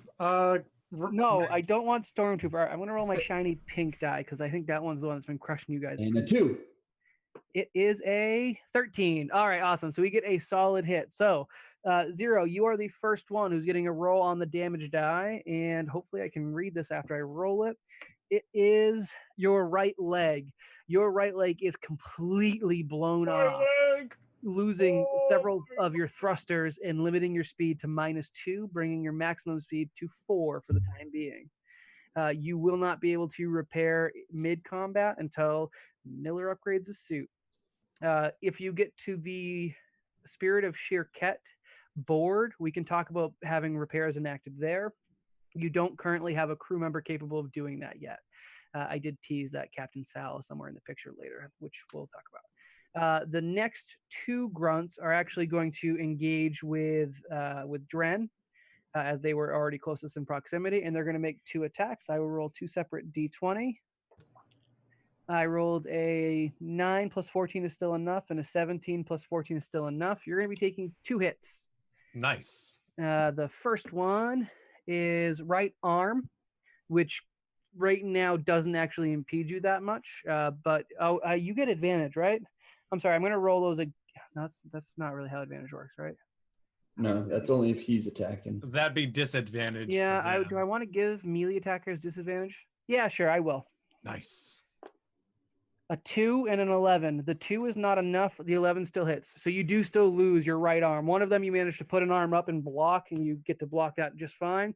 And the other one, while you're focusing on that, comes by and with basically like a giant mace comes and crushes your other arm. Your right arm is completely immobile and left dangling circuits as it drifts off into space.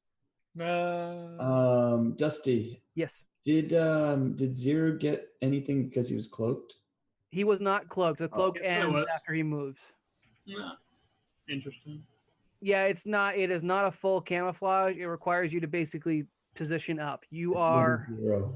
built to be a sniper, not built to be close range. Again, you don't have the sniping weapons right now, so you're doing what you're doing is fine. Well, what is it? I used it like it was my cloak.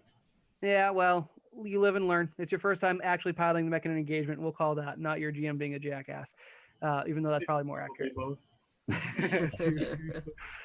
There is a mech from the south of this map we have that engages with Miller. And Yeah. Oh, do I get a stabby in the face? Or a shooty in the face? There's another. Do I get a shooty in the face? Oh yeah, you do, right? Because you have the reserved action, right? Go for it. All right. So what is it? Just as if I was regularly attacking? Or? Oh my god. Yep. Okay. Ranged attack.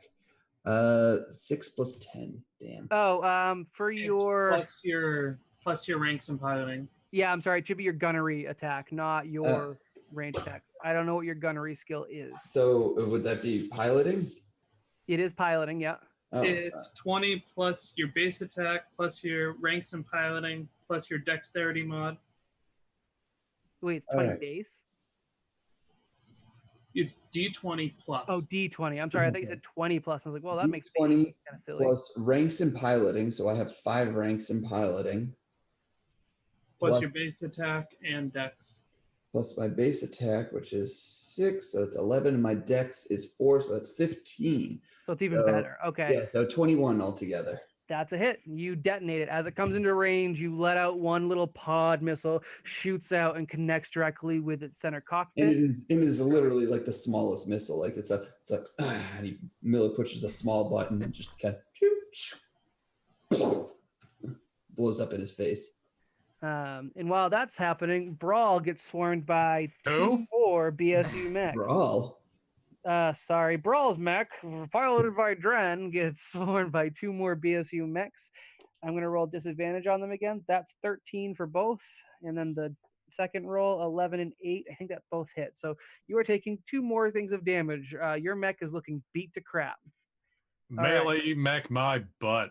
Let's see. Your left arm goes. Somewhere in Verses. Your left leg. You are now armless. Tis but a scratch. Yeah, tis but a scratch, and you have 1 leg left. You are Black Knighting it, a la Monty Python. You do still have the ability to engage. I will allow you for your kind of melee mechness to like literally throw your body into them, or we can say that you're using the shoulder-mounted cannons, whatever works for you. Okay. Over the comms, Seeker says, Dren, good job getting them all together. Now get out of there, and I can take them all out. Because they're all in the same spot, right? Yep. Yeah. Is guarded step a thing in mechs? Yeah. I would say just sit and wait.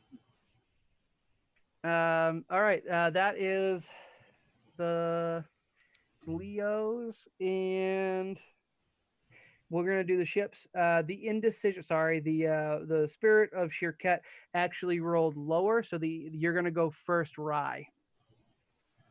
What was that? I think mine was a 23. Yeah, they rolled a 33. You had a 26. They had a 33. Yeah, 26 sounds right. I wrote them down. So Rye, I don't know if you're muted or just not listening. No, I was coughing, but you can hear me, right? I can't hear Yep. you now. Yes. Yeah, I wasn't talking, I was coughing. All right, so I am almost where I need to be. So I'm gonna, let's see, if I go here, I would be within 10 of these guys. So I'm gonna move 12 spots over. I think that was 12, Yeah, and then you are able to realign yourself enough.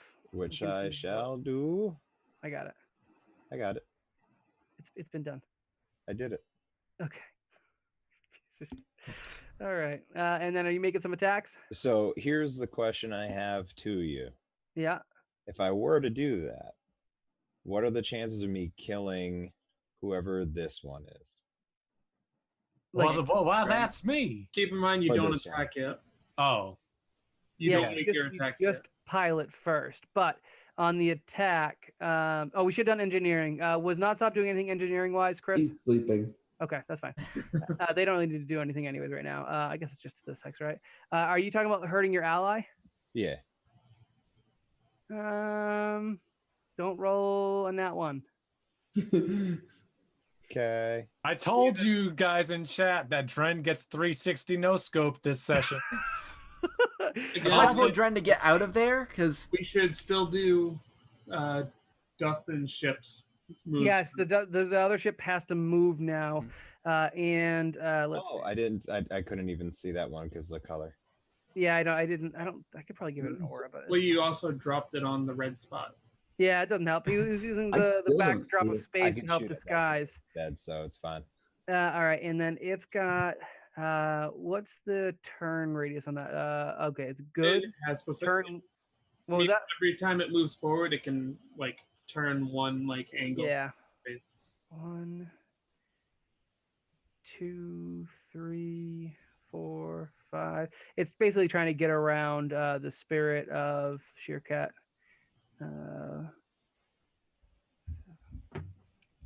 Which it's not going to have a problem doing.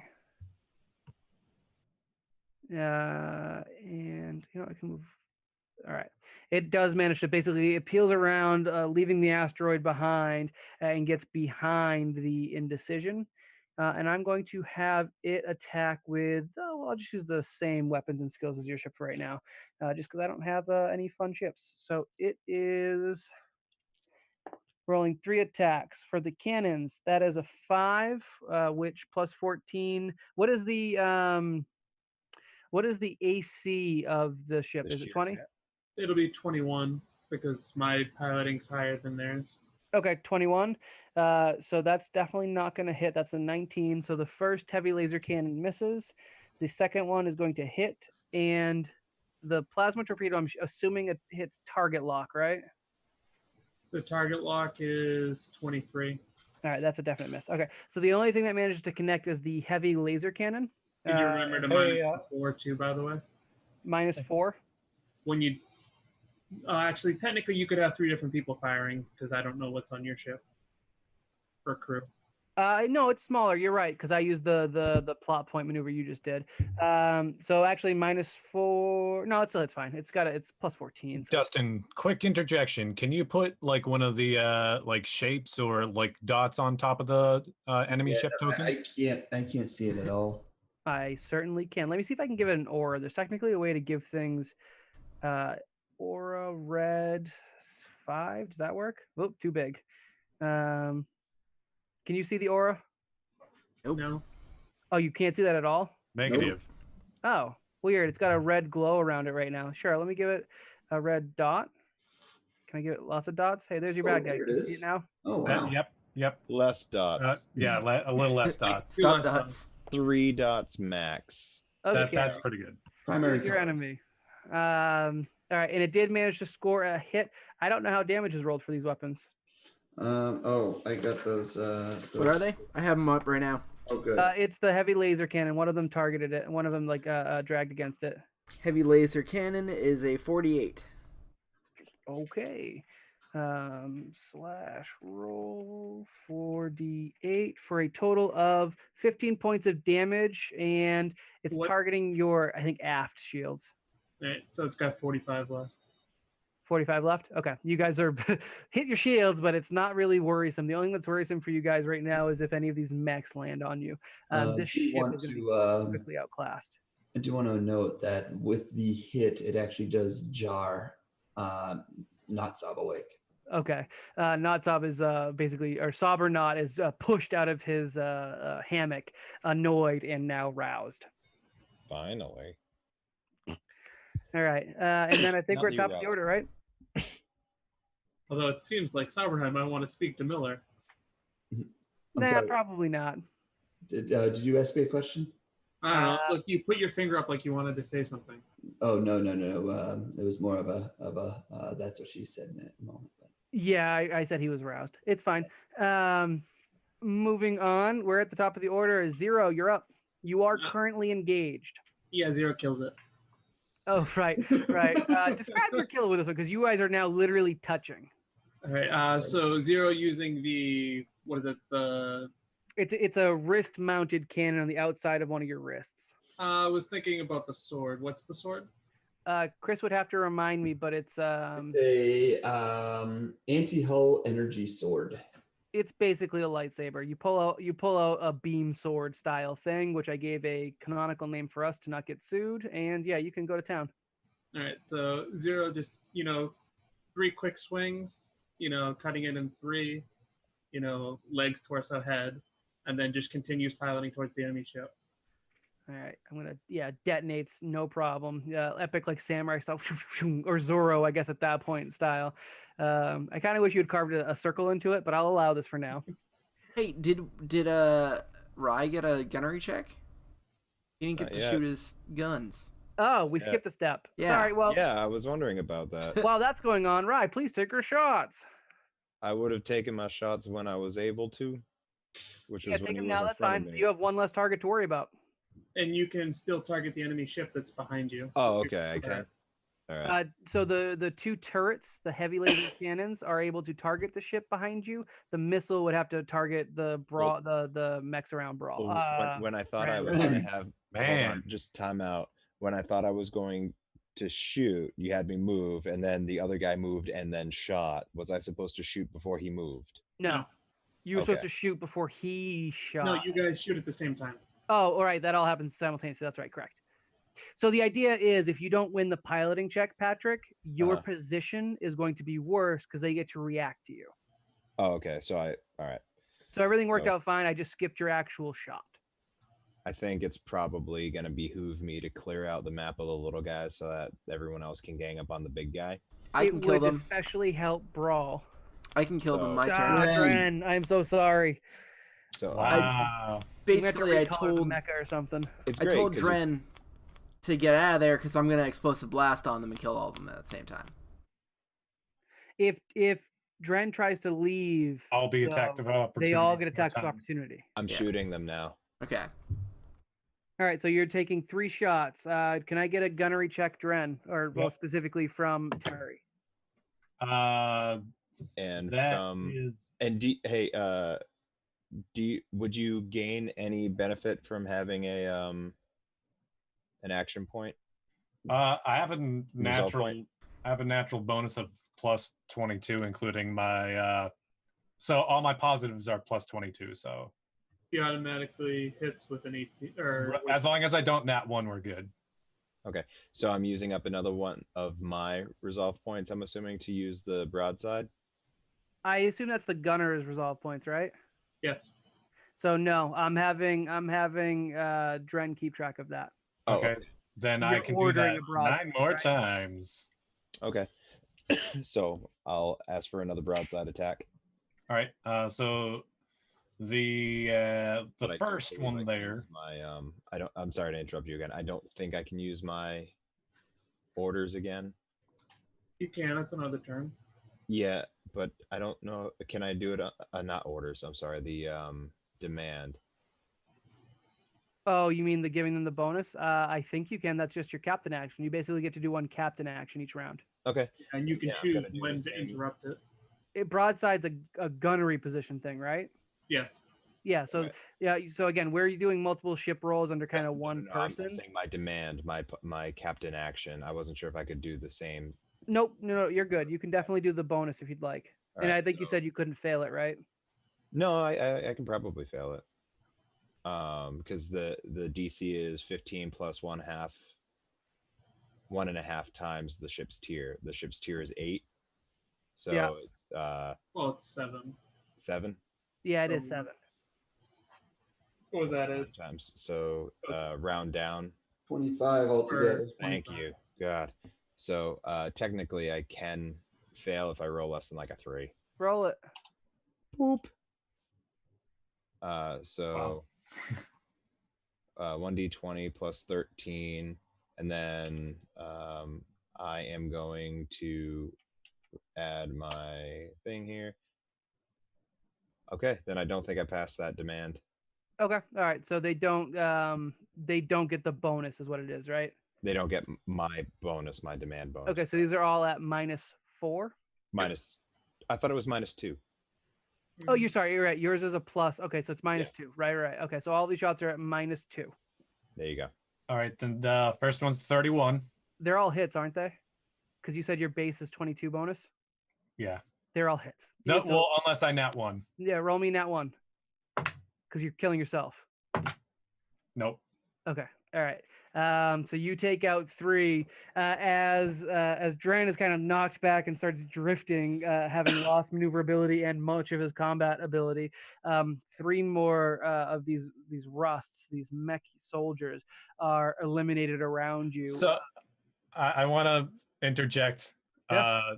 Just very. It's kind of like under the breath, but anybody really paying attention on the comms will get it. It'll be like, are they aiming for me? They do come harrowingly close as there are 2 laser blasts, and then a missile streaks by your field of view, eliminating 3 enemies that were converging upon you. Terry did that. That was Terry. Best gunner we've ever had.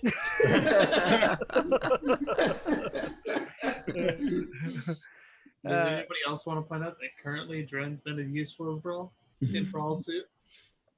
I mean, you haven't actually had an opportunity because you double moved last turn, but I didn't realize that they had a like +14 bonus to hitting everything. Again, that might be something that changes over time. I'm just, if we're using gunnery, real- I'm giving them the static gunnery check. That our we have. real AC currently isn't accurate yet because Right. we're not So- using our stats. Yeah, so I was playing it like a melee character, and even with disadvantage, they have to roll better than really like low. Yeah. better than 20, not even 25%, like 20%. Yeah. Oh no, you don't have a good opportunity. Again, we'll adjust it over time. You'll Right. get better at the suits. Yep, and well, which whatnot. is why Let's- I haven't let's- brought it up. So let's Yeah, let's finish this off. That brings us to Zero, who just eliminated and is flying towards the enemy ship. It brings us now to Seeker. You're up. Ah, Oh, well, I thought it was me. I No. guess that works too. As he Seeker, get the ship. Yep, that's what I'm doing. Flies and lands on the ship and starts trying to dismantle it. So so when we how's this engage working? mech to ship, we do follow. You basically merge into ship order of combat a little bit. So you're attempting to not grapple. I don't want to use that awful word. But you're attempting to kind of latch on to the ship, or engage the ship will be the term that I'll use. So you're going to overlap that hex a little bit. And when the ship moves, you have a chance to grab onto it because the ship moves kind of the way their move structure works. And if you latch onto it, starting next round, you can start dismantling. Well, I only used my 1 move action, so to get there. Okay, yeah, so you can directly attack it right now if you'd Yeah, like. Yeah. that's what I want to do. Okay, so Sure, do go I for it. like pick a certain? So you're not on the ship yet. Okay, You can attack it with a ranged weapon. attack it with a ranged weapon. Yeah, and if you use magic, I don't know how to justify that. So let's just attack it with a real weapon and call it a day. Okay, Unless so you can justify damage from a certain attack. what weapon am I using? Yeah. Oh right, yours is all magic. Well, it says in my notes, everybody has, it says all units have cutters and energy swords anti-hull. Yeah, I'm making him do that only when he's attached. You know what? I was just Yeah, gonna that's what attach and then start dismantling. Yeah, and basically it's not a damage that you do, it's you hit a Yeah. system. Kind of like how you guys are losing limbs, it'll start losing Yep. systems.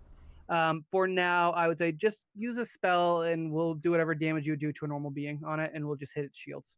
Okay. Or its hull. I would Well- go with hull since it's probably inside its shields. In that case, I'm gonna use Not allowed.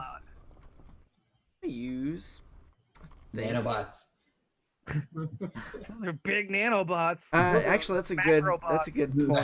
Macrobots. Macrobots. Well, it's either that or I was gonna use Arcing Surge, which I think is like 10d Centibots? something.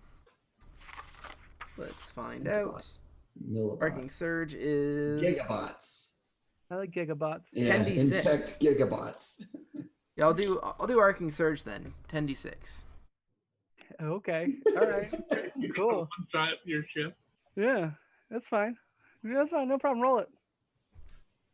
36. All right. That's not as bad as I thought. Could have been worse. Not much, but it Yeah, I was gonna say not much. I mean, that's over half. Yeah. yeah, it sure is. Yeah, okay, sure. One more of those, and it's gonna be so you immediately just start smashing into the ship. And again, because we're using magic and other things, I'm not gonna worry about system damage and stuff like that, because technically you'd be doing critical damage at this point, I think. But it begins like actually billowing noxious black smoke behind it as you do rip away parts of the hull and expose interior within. Yep. Can they do like a reflex save? Because it does have a saving throw for reflex. Sure, I'll give them a piloting roll for it. Why not? What's the save? It is going to be. Oh, I really should write down my DCs and stuff. You know what? I'll give it the pilot's reflex save. I will have to figure out how saves work. 10 plus 6 plus 3. What? Plus, is that it? Yeah, 10 plus 6 plus 3. 19. And spell focus too. Spell focus is another plus. Is that plus 1 or 2? I actually rolled 19 on the die, so I I'm would going to give also him... add his piloting ranks to the saves. No, I'm not going to do piloting ranks, because at that point I don't think I can fail.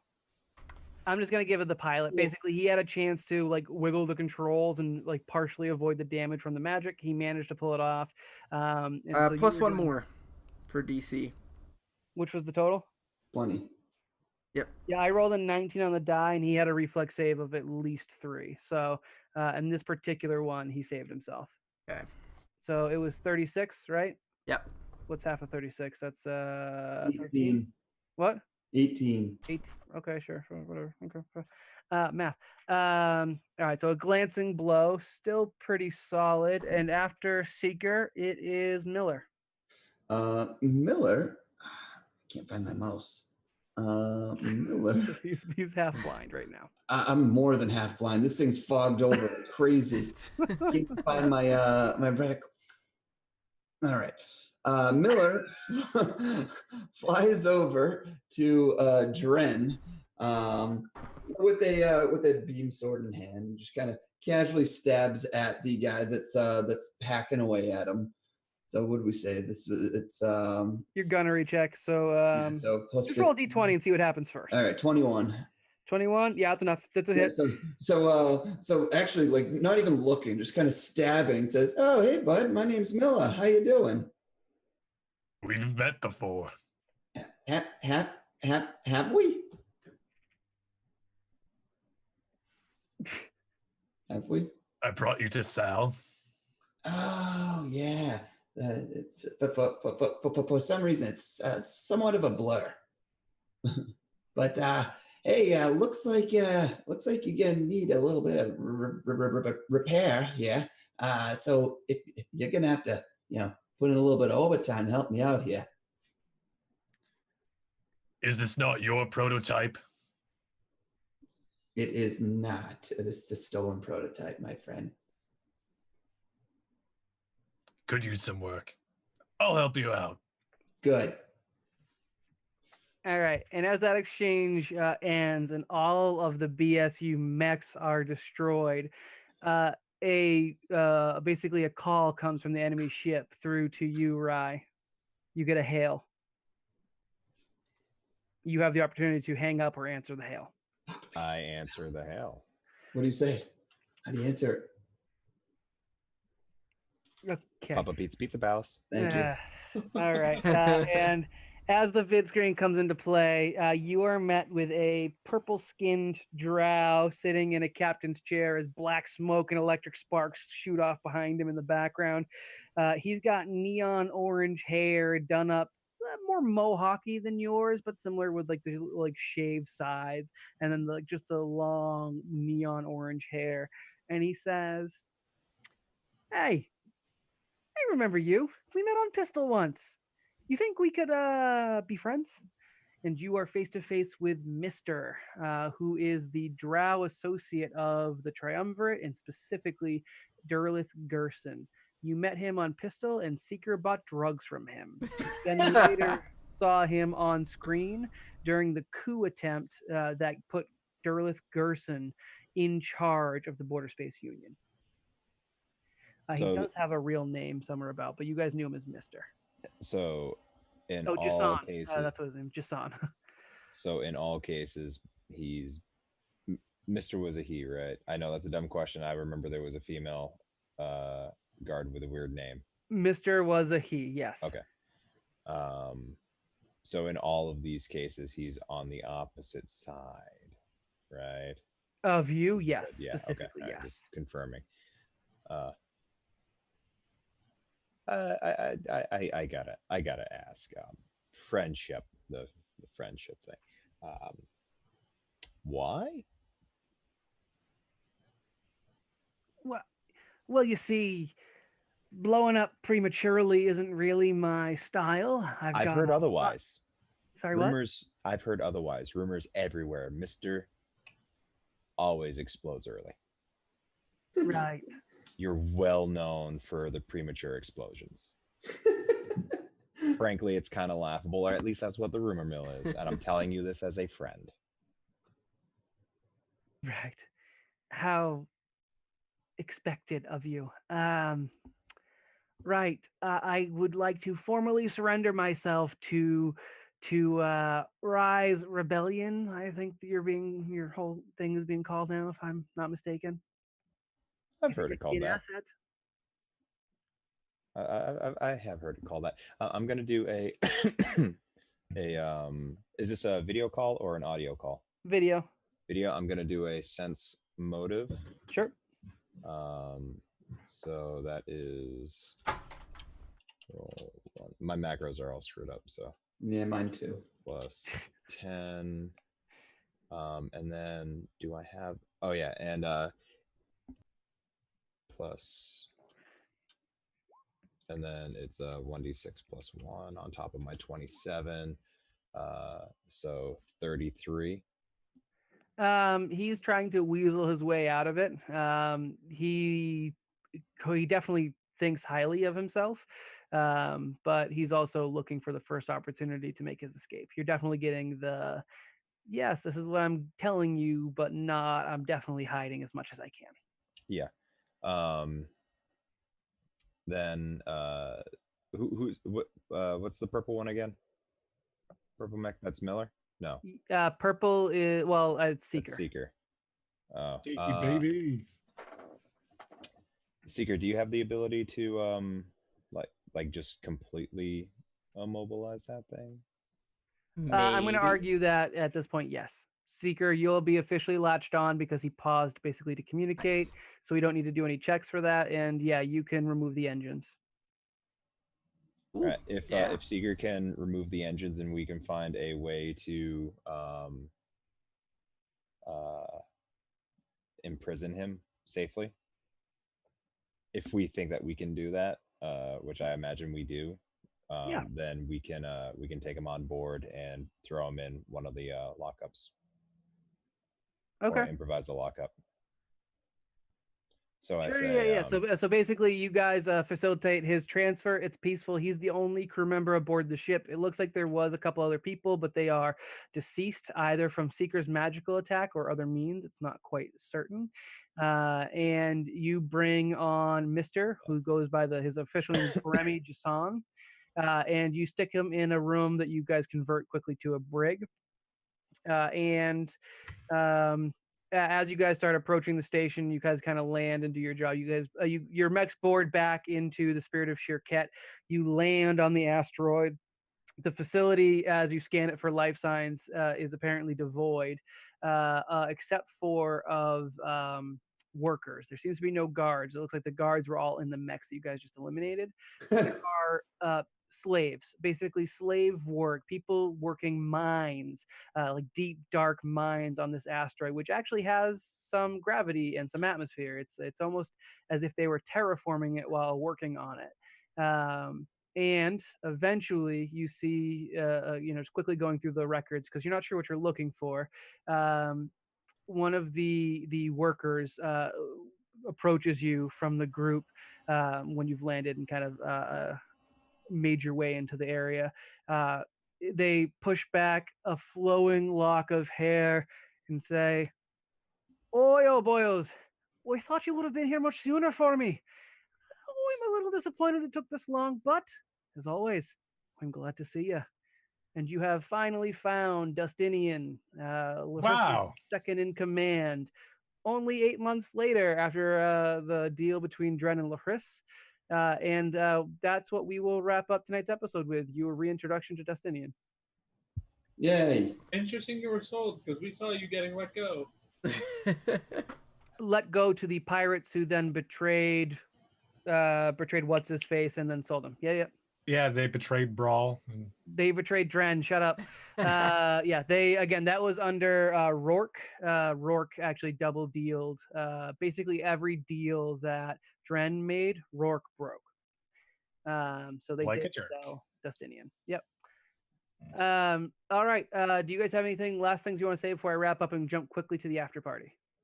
In case it's ever not assumed, we took all of his potential belongings from him. We'll go through. We'll do some loot off screen for the Not ship. even necessarily loot, just make sure he doesn't have anything to try to like escape or pull any funny business. Oh, you search him? Yeah, we can handle the specifics to that at the beginning of next episode. Any more foresight in there? Yeah, he was able to direct you to some foresight if you wanted, although it is a special patch. It's the finalized version from the prototype you took. Nice. You didn't take or you own? I don't remember if you took it or not. I took one dose, but I think I still have one more dose that's Gotcha. super old now and probably bad. All right. Well, Try it. well, you could try it later. Yeah, right. All right. Then thank you guys for viewing episode 1 of season 3. Or listening. Or listening. Thank you. We'll be going smoother into later episodes. This one was a bit slower because we were trying to do intros and we're obviously still feeling out how mech combat works. But I think this made Starship combat significantly faster, and I'll stick with it. We'll do some actual ship versus mech combat next time, I think, and see how that works a little bit better. We will be streaming next week, but it will not be Starfinder. I don't think we know exactly what we're streaming yet. We'll talk about it in the after party, so hang out and see what that is, and I'll announce it on Twitter and in Discord. And for now, we'll see you next week or in 2 weeks for Starfinder, whatever works best for you. Until then, just remember, never stop the party. Yeah, Patrick. Yeah, Patrick. Yeah, get a mech. Yeah, man. I didn't. It's funny as he was muted. Yeah, Patrick. So